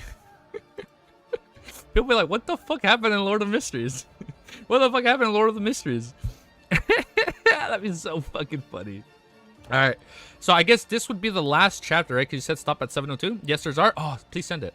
Unfortunately, there is non-zero art. Now I don't know who to believe. Now I'm gonna believe Cammy Unhinged. I will believe you guys. Actually, no, I'll believe you both. There is and there isn't. Like, there is some art, but there's not enough art. By the way, I did see crazy-ass fan art on Twitter recently. Don't worry, it's not a spoiler. It looked pretty cool. It looked pretty sick. I saved the image just in case. That way you guys can help me find, like, a high-res picture. I'll post it later on the art section. But this might be the last chapter. So that way, tomorrow we resumed at 702. How do you still believe Unhinged? No, it's okay. No, he tells the truth sometimes. When he's not trying to troll. This is the art I will send some. Okay, so there is art for sure. Quantum superposition art. All right, let's keep reading. All right, next chapter, chapter 701. It's called Giants Never Retreat. Uzlan arrived at Snowman's location, but he failed to hit anything, and it slid past, leaving behind a deep chasm. Behind it, fireballs exploded afterwards, producing bursts one after another. Klein's somewhat stiff figure flashed about thanks to the fire. The Kings of the North didn't manage to open up a gap from him to as 5 meters was maintained. By this time, Uzlan came to a stop. Klein, who was still invisible, suddenly sensed something amiss. A corresponding scene appeared in his mind. He lunged forward as he clung close to the ground and appeared underneath the frost dragon. Name one truth he told. I keep saying Uzlan. I'm sorry. Uli-san. He said, "I troll you so you can learn how to avoid trolls." I got your back, Unhinged. Unhinged did say that. Unhinged said, "I do light troll. That way you don't slip up when other people is trolling you." Oh wait, let me use text to speech. Uzlan. All right. Let me try text to speech. Ulasan arrived at Ulisan? But I haven't learned his trolls. I know. He gets me sometimes. Uli-san arrived at Snowman's location, but he failed to hit anything. It slid past, leaving behind a deep chasm. Behind, the fireballs exploded afterwards, producing bursts one after another. Klein's somewhat stiff figure flashed about thanks to the fire. The King of the North didn't manage to open up a gap from him as the 5 meters was maintained. By this time, Uli-san came to a stop. Klein, who was just invisible, suddenly sensed something amiss. A corresponding scene appeared in his mind. He lunged forward as he clung close to the ground and appeared underneath most dragons. Meanwhile, Uli-san's thick and powerful tail had swung over, lashing it towards the nearby Sayatis and Mobet whoosh. With a loud crack, Mobet was sent flying as he dodged the Frost Dragon's tail. As for Sayatis, she failed to keep up. Although she had the aid of the gales to retreat and reduce the force, she had been struck to the side. The strike shattered the thick illusionary scales as the surface of her body, while her ribs fractured. Ooh, like right here. She was also thrown out, but thanks to the wind, she didn't fall too hard. And now that everybody is down, this is where Dinitz comes out and shine and gains Edwina's approval. She was also thrown out, but thanks to the wind, she didn't fall to the ground too harsh on the snow. If it were Mobet or Anderson, the strike would have instantly killed them. Thankfully, the storm pathway had the corresponding illusionary scales to protect her. Furthermore, every sequence advancement brought about the corresponding improvements. Sayatis was only heavily injured, but she didn't lose consciousness. She didn't even completely lose her mobility. At that moment, Uzlan's neck moved as it widened its mouth, spewing out a light blue beam of light. The beam of light swept past Snowman, freezing him into an ice sculpture. Edwina, Frenzier, and Anderson blocked by the huge dragon's body. They couldn't help him in time with the use of their beyonder powers because of the distance. Bang! The Frost Dragon leaped up a bit and turned around. When it hit the ground again, it left a slight tremor. At that moment in time, it was clearly in a terrible state. The crack on its right shoulder was abnormally nasty. Although the frozen light blue liquid barely stopped the wound from the worsening, its corresponding claw was nearly maimed and could hardly be used. Many of the illusionary scales on its body had shattered, abnormally dimmed. It was as though they had lost large amounts of vitality. Regardless, it had severely injured and restrained 3 of its opponents. The situation was much better than before, especially with Grizel being seriously injured. It was no longer caught up in battle and could now attack as it wished. Upon seeing the scene, Edwina's light blue eyes turned black again. Sticky vile thoughts slowly followed. She suddenly clenched her right palm, causing Uli-san to raise its head in a roar. It was an extruding pain as light blue liquid flowed from the corners of its eyes mouth. At that moment, the only thought of the Frost Dragon's mind was to purge the emotional disturbance from its spirit body. Taking the opportunity, Edwina's eyes lit up and turned extremely pure. The light of the dawn around her quickly materialized into a sword. She wanted to play the role of a guardian to fend off the King of the North. She believed that Grim Sparrow definitely had his reasons for staying by Uzlan's side while being invisible. All he needed was time. To be fair to the Nitz, Gurman Sparrow, he hasn't done anything yet. True. That is also true. He's still been hiding. He's kind of like, he's been biding his time. But everybody's like, there has to be a reason. At that moment, a figure enveloped in the original light of dawn had charged at the Frost Dragon. It was none other than the giant Grizel. His chest had sunk in, his grayish blue skin was pale, and the broadsword in his hand web-like cracks. However, he still bravely faced his enemy. Grizel cleaved at his target like he was burning up his fate. Emitting light and warmth, giants never retreat. Amidst his roars, Grizel parried the Frost Dragon repeated blow, and he managed to dodge the ice blue breath time due to it maintained front flow. I read that wrong. Front claw. Imprisoned, Frenzier ran over and began to restrict the King of the North's actions. Edwina also worked in tandem with it. Once Uzlan's rage allowed it to escape the restraints, she triggered its emotions again, allowing the restriction to continue and prevent the charge from happening again. Wait, she triggered its emotions again, allowing the restriction to continue and prevent the charge from happening again. At this moment, Anderson switched between throwing burning white spear and fireballs.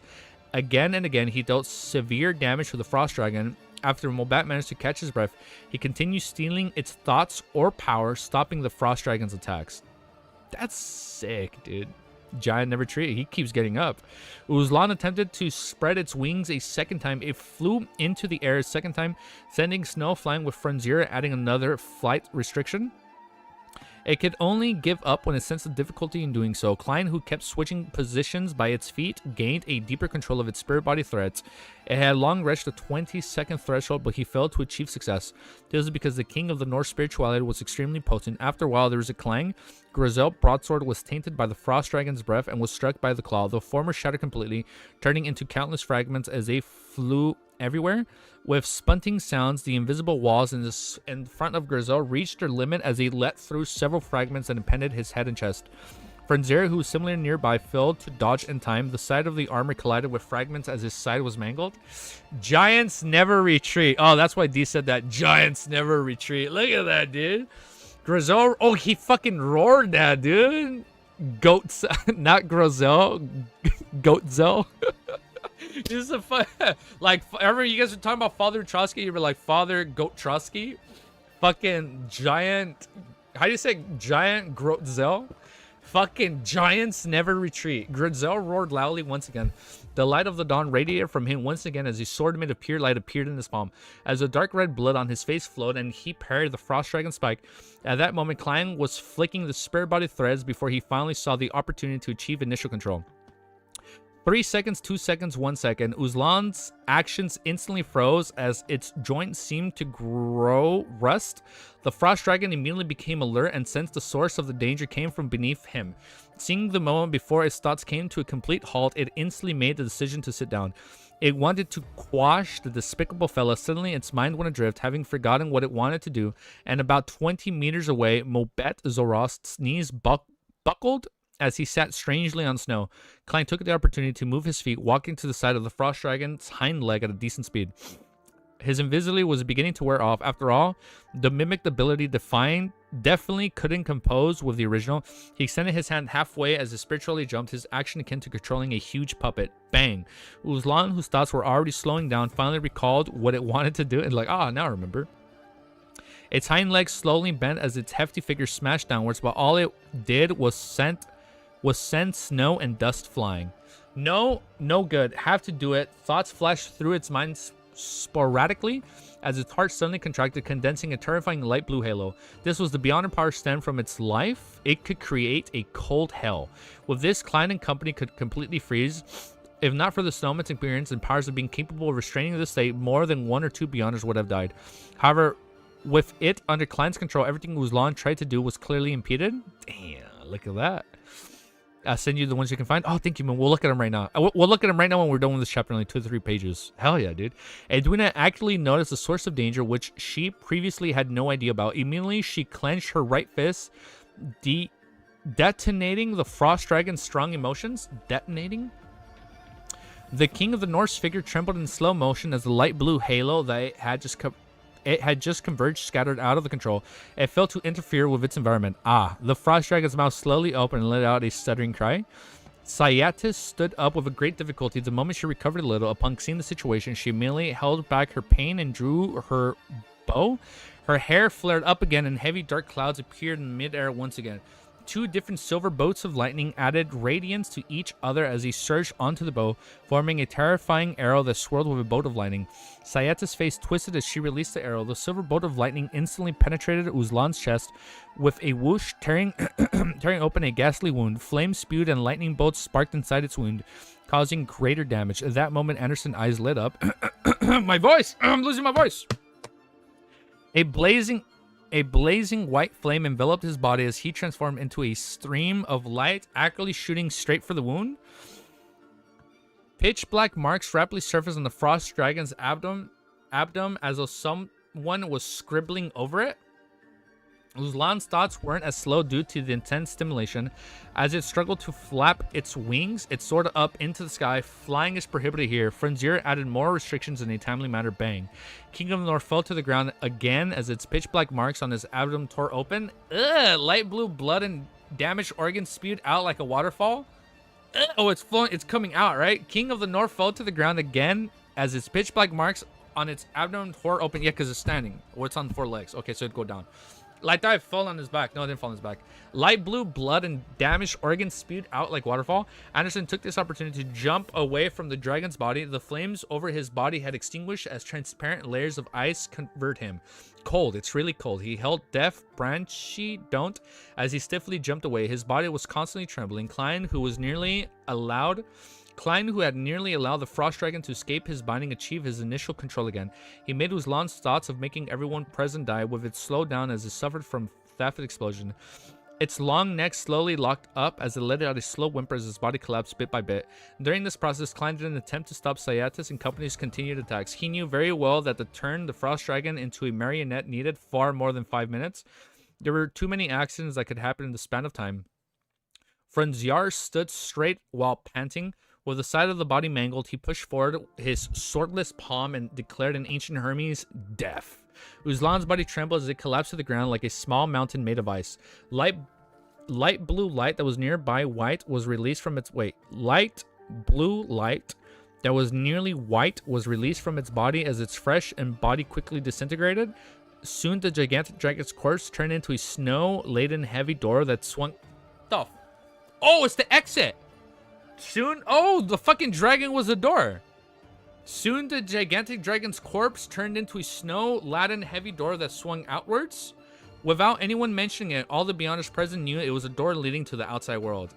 Finally success. Grizel laughed out loud as his voice grew softer. Thud.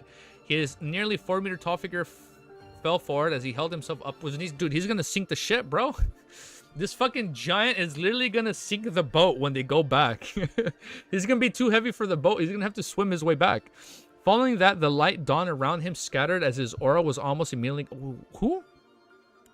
His nearby 4-meter tall figure fell forward as he held himself up with a knee. Following that, the light of dawn around him scattered as his aura was almost immediately gone. Grizel, Syatis and company went over with great difficulty at great speed. Grizel looked around him slowly, clenching his fist as he gave a good-natured laugh. We succeeded. Giants never retreat. His head with a single vertical eye dropped down with his voice came to a halt. His head with a single vertical eye dropped down when it... No shot. Wait, did he die? Wait, no. Really?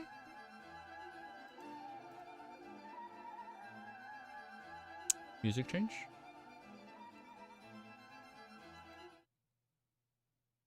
Really?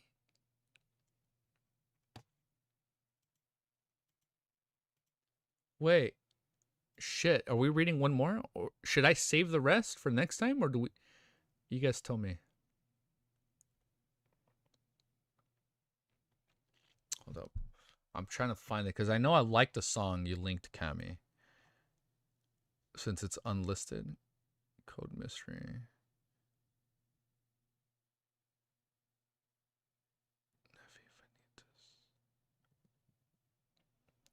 Very close. Shit. I can read one more chapter. Let me just step outside, read one more. Okay, let me go outside, use the bathroom, and I'll be right back. Yeah, we're going to read one more, and then we are going to call it. Yeah, let me see, but let me just do my timestamp. All right, read one more. Path of Pain? I'll look it up. Path of Pain. Ow, I have a wedgie. Hold up. Give me 1 sec. BRB.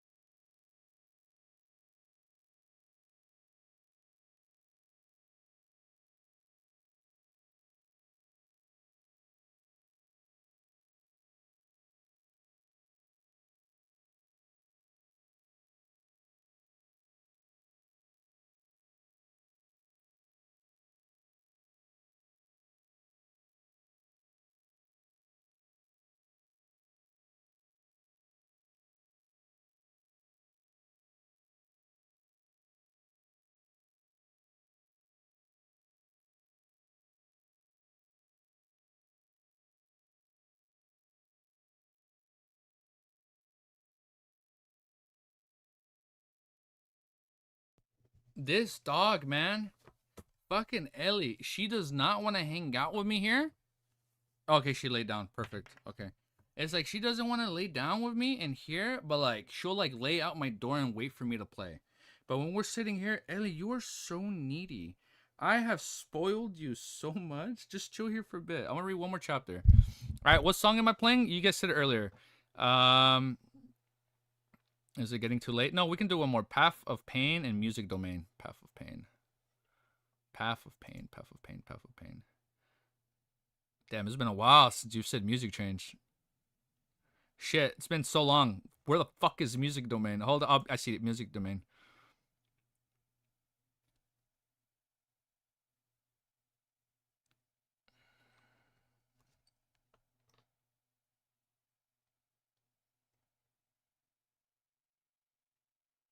I'm scrolling up.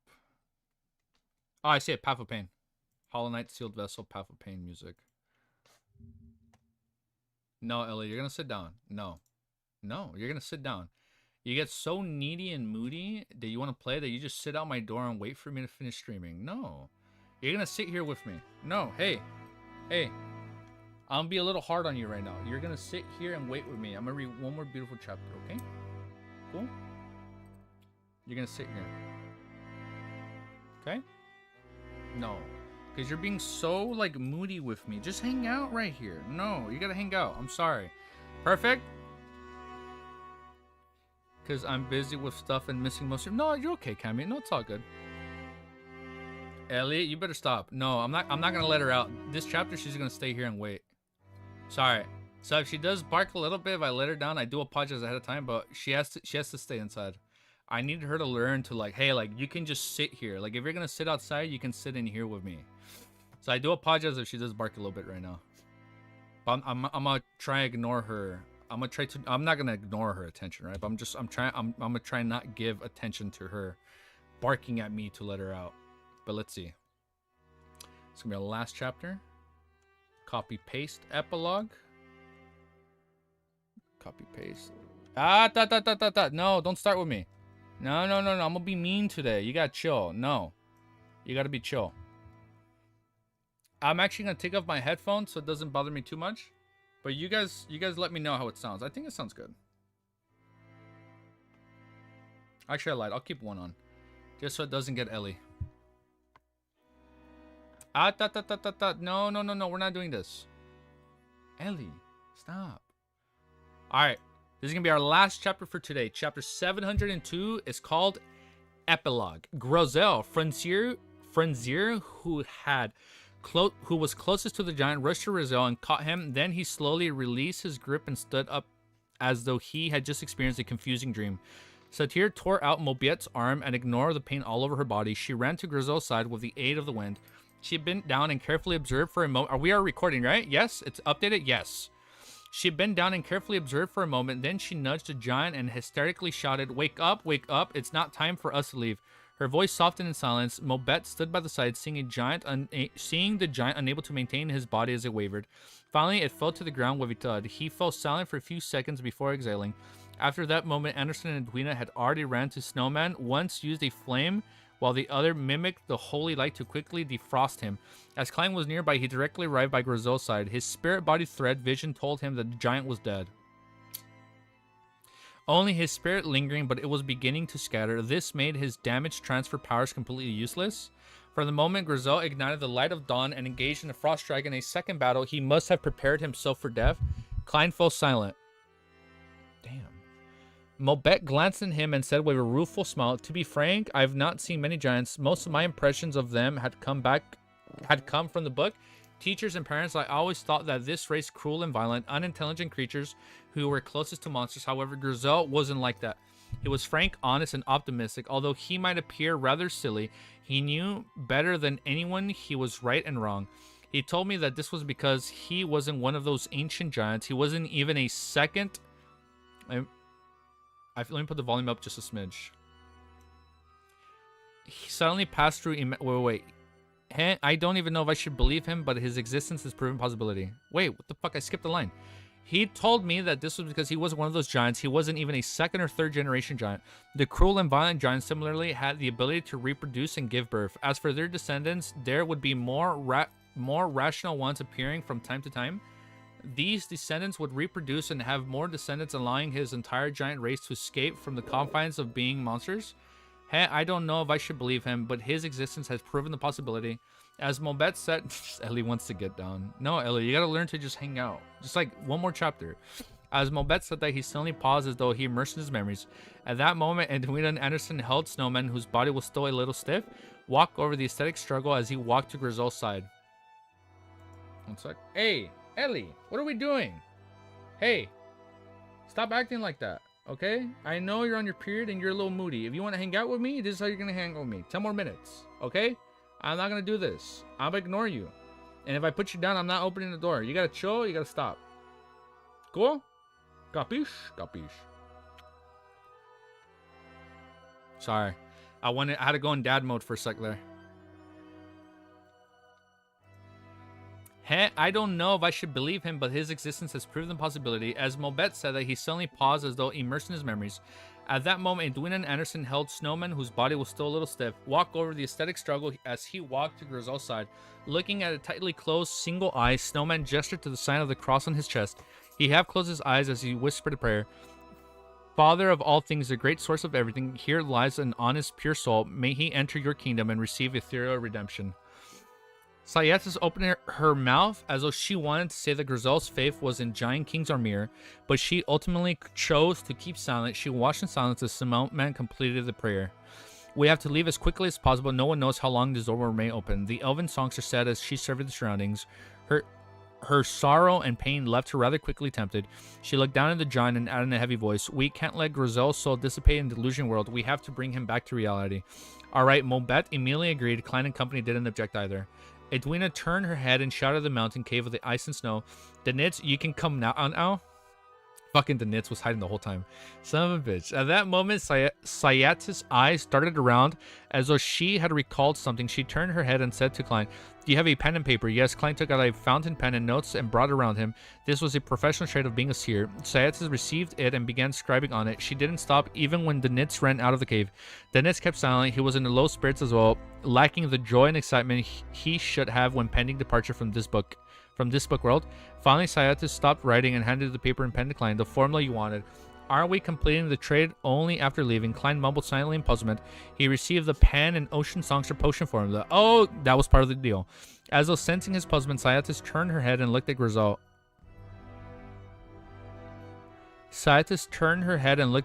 She said with a heavy voice, "We are now companions, so you can give me the potion formula directly." Klein put the items away, not indiscriminately. "I'll give you the wine cup after we leave." Sayatis didn't respond. Instead, she nudged Mobet. "Bring Grizel along." Mobet looked down at his body, which wasn't too muscular, and his sharp, curly leather boots. He gave a bitter smile of helplessness and walked to Grizel's thigh. Frenzier suddenly followed as she bent down to embrace the giant's left shoulder. Anderson looked around and tasked, "All of you are injured or weak. Let me do it." He then lifted up Grizel's other shoulders. Klein was just about to help with the other thing when the Nits rushed over to take the spot. Upon seeing this, he stopped in his tracks. He then watched Anderson and company lift Grizel as they walked towards the illusory snow-laden door. Klein and Edwina Sanit. Once you finish this chapter, you can go to the artwork channel and look at the art. I just made some cool art just now. I'll post it up for sure. All right, we'll look at it then right now. Hell yeah. Hey, no, stop. No. Wait. You're waiting. No. I'm not going to give you whatever you want just because you're asking me. I'm not going to spoil you that much. You're going to sit there and wait. Yes, you need to listen. I love you. I'm sorry if I'm being strict, but you need to listen, okay?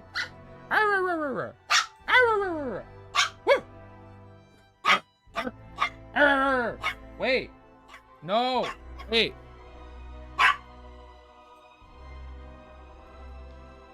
No. Wait.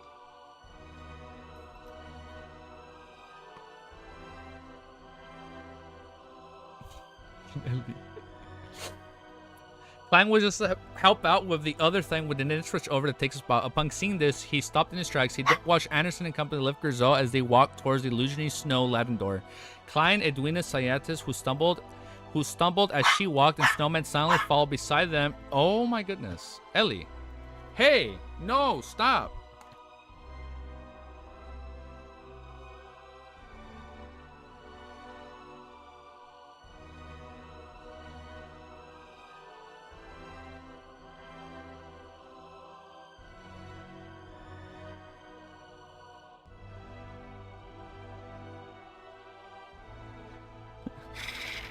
When we say I'm a beast tamer myself. Fucking eat the dog. Increasing your sequence easy will help you in controlling Ellie. That's true. We do need to level up. Fucking Ellie. Hold up. I'm not even gonna read. I already know her. Hey, you need to stop. No, I'm not gonna tickle you. She wants attention. No, wait. No, you gotta wait. No, wait. No, I'm not gonna tickle you. Easy to just. She is rolling over for tummy rubs. Oh, look, she wants attention. I know. I'm sorry, Ellie. Hold up. 5 more minutes. Klein, Edwina, Sayatis, who stumbled as she walked, the snowman silently followed besides them before they arrived at the exit and formed from Muslana's corpse. At that moment, Klein surveyed the area and discovered that the light blue blood that flowed out from the King of the North had vanished. It was as though it had never existed. Indeed, it is a conjured monster that's almost real. Klein walked behind as he watched Edwina take a few steps forward, and she bent her back, placing her palms on the door. Then Vice Admiral Iceberg exerted her strength and pushed open the snow-laden door. Suddenly, everyone saw everything disappear after turning illusionary transparent. Rows of brownish-yellow bookshelves quickly appeared before their eyes, along with the orange-yellow sun which had just set below the horizon after a desk with a fountain pen, ink bottle, and paper. This was Vice Admiral Iceberg Edwina's cabin. Oh, they're back! Klein quickly placed the middle of the table, and his side sitting on it was a book filled with yellowish-brown goatskin. The book flipped to the end as a result of a formless wind. Klein and company then saw the epilogue. With the help of the crazy adventurer and the strongest hunter, Grizel fulfilled the promise. He and his teammates enslaved the King of Yellow North, but also ended up sleeping forever in the nation of forests. It didn't even give our ending. Sayatis, where do you plan on heading next? Mobet released Grizel's thigh as he turned his head to ask the elven songster. Sayatis' eyes seemed to glaze over for a few seconds before she firmly said, "Seek out my race." Just as she said that, she suddenly saw Mobet's flaxen colors, hair rapidly turn white. His originally smooth face had obvious wrinkles. In just seconds, Mobet was dying of... Mobet was dying of old age? Sayatis' heart tightened just as she was about to lunge forward. She had surprised to realize that she had lost the strength in her legs at some point in time. Ellie, hey, no. Look, she's rolling over. No, stop. No, she's rolling in the moment. No shot. What the fuck? So they're aging. She instantly understood what was happening as tears merely flowed down her face. She struggled as she attempted to crawl towards Mobet. Mobet had similarly slumped to the ground as he crawled towards her while extending his right palm. Sayatis reached out her right palm and grabbed the wrinkled and thin hand. They raised their heads with great difficulty as their pupils reflected one another. The corners of their mouths curled up simultaneously before loosening weakly. Their eyelids dropped down and blocked out the light. This is getting hard to read. Klein, Edwina, Anderson, and the Nits failed to react in time to such changes. They had no idea what they would do as they helplessly watched Grizel's corpse rapidly rot and his flesh and blood evaporated, leaving his skeleton and beyond characteristic. As for Mobet, Sayatis, Snowman, Franzier, they aged in seconds before breathing their last breaths and repeating whatever had just happened to Grizel's corpse. Their clothes had either disappeared or turned to dust. Their souls disappeared at extraordinary speeds before they were gone. Oh wow, it's not even like lingering. Even the one who lived inside the book for the shortest time had been there for 165 years. Edwina muttered softly as she turned her head to look at the bones which faced to the sea and sun. It was none other than the disciplinary paladin Franzier. He was sitting on a chair looking west where Backland was. Snowman was sitting cross-legged to the side. His corpse maintained the posture of praying. That's right. They lived in the Book of the World for centuries or millennia. With the rules of the outside world as non-demigods, they should have died long ago. I should have realized this. Why wasn't I worrying of this point at all? Could it be? Klein suddenly recalled the psychological influence of Mobet, Grizel, and company as he began having an idea. He once again looked down at the book, bound by the goatskin. He believed that it had many, many secrets. This fellow is rather interesting. He died just like that. Anderson looked at Mobet's corpse as she shrinked. At that moment, all the Beyonder characteristics had slowly condensed. However, Frontier didn't produce anything similar to that. Edwina observed for a moment before softly saying, the potion he consumed was illusionary. Likewise, from the strength he obtained, it was just like the Frost Dragon. The potion he consumed was illusionary. Likewise, from the strength he obtained is just like that Frost Dragon. It was likely conjured in the book world. It was almost real, but just not real enough. Klein sighed silently. He was momentarily at a loss for words, just so he can do to maintain Germansboro's silence. In the next 10 minutes, no one spoke in the captain's cabin of the Golden Dream until the fourth Beyonder characteristic took form. One of them was the size of a fist resembling a heart. It was covered with holes as it shimmered with light of dawn.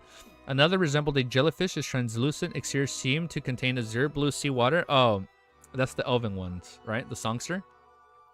And inside of it were vortices. Oh, so Klein can give this to Olger. That's so fucked up, man. Vortices that were occasionally stirred by hurricanes of flashing silver lightning while emitting a faint, ethereal song. Another was a pure, bright crystal that exuded holiness. The last was a baby's palm with 5 thin stretches out fingers as it kept changing colors due to the environment. Sigh, we can't just keep watching like this. Finally, Anderson broke silence. Let's split the Beyonder characteristics. Just as Edwina's light blue eyes were dyed with pang of fire, the hunter shrugged as he said with a weird smile, I believe that they'll have wishes such as this, as we're companions who fought together. Klein right now. Dude, that's sad. What the fuck?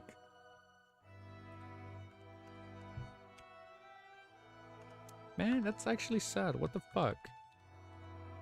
Ellie, please stop. I'm almost done. Please. That's sad though, man. Wait, hold up. Let me update this. 703. So we're gonna stop right here. That was such a good like mini arc. That was so cool. Like unironically, it was bittersweet.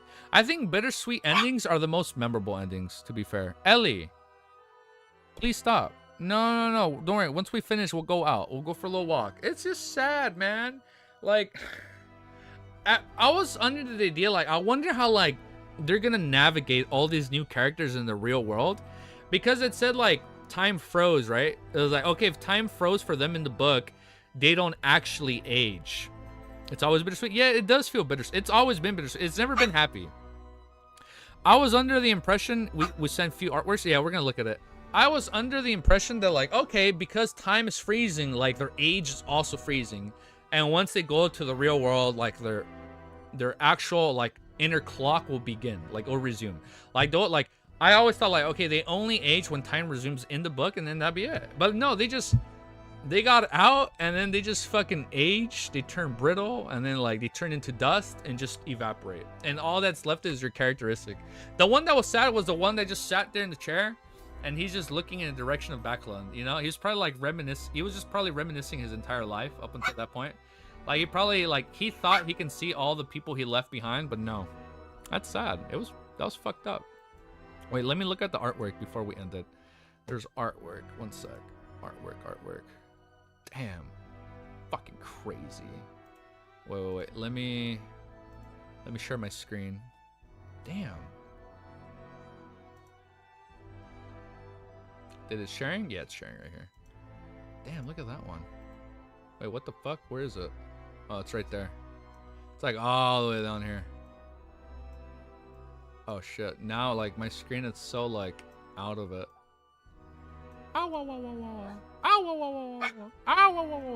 Ellie, what? Hey, no, I'm not giving you tummy rubs. No, that's not how you asked me for tummy rubs. No, you gotta wait. Oh, you can't see her. She's, like, right down here.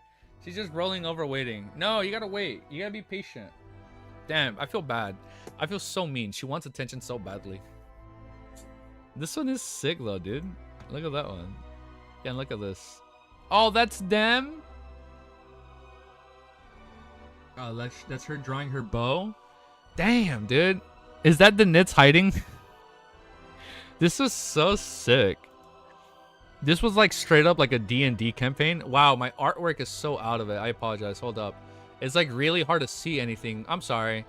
The aspect ratios are really off. It's kind of hard to see anything. That's my fault. That is my fault. Damn. That's the book? Grizel's Travels? Look at all the fucking gold cups. This one was sick right here. Holy shit. I know you guys can't see the full thing. I'm so sorry. Oh, who is that? Oh, that is sick. Not hat, Star Phantom card version. Oh, that one's sick. Damn. That one is sick. Literally straight up Jumanji, dude. Straight up Jumanji, bro. That's fucking crazy. Just straight up Jumanji. We're just sending the same art over again. Mobet and Sciatus. That's sad, man.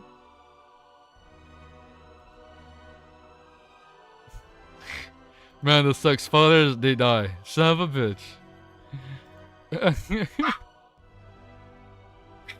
Fucking the Nits is just waiting in there. Glad I'm not one of those guys. That's crazy, dude. I love it. That was such a fun arc. Well, I mean, fun is a strong word. It was sad, but I'm gonna leave it there. That was sad. That was crazy.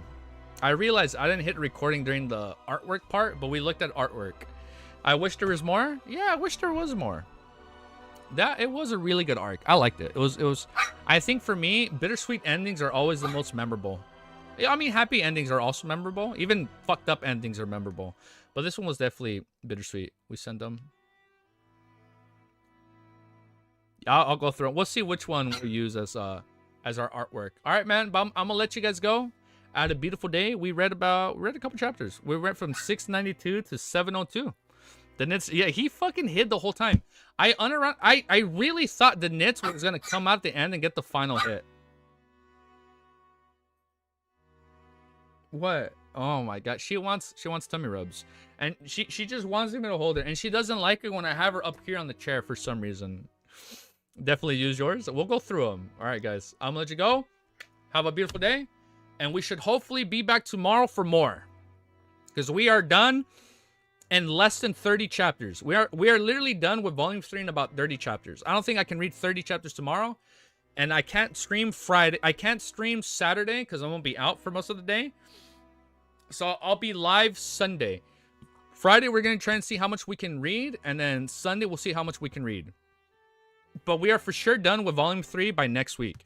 Right before the Dunkwa reacts. It's going to be good. All right, guys. Have a beautiful day.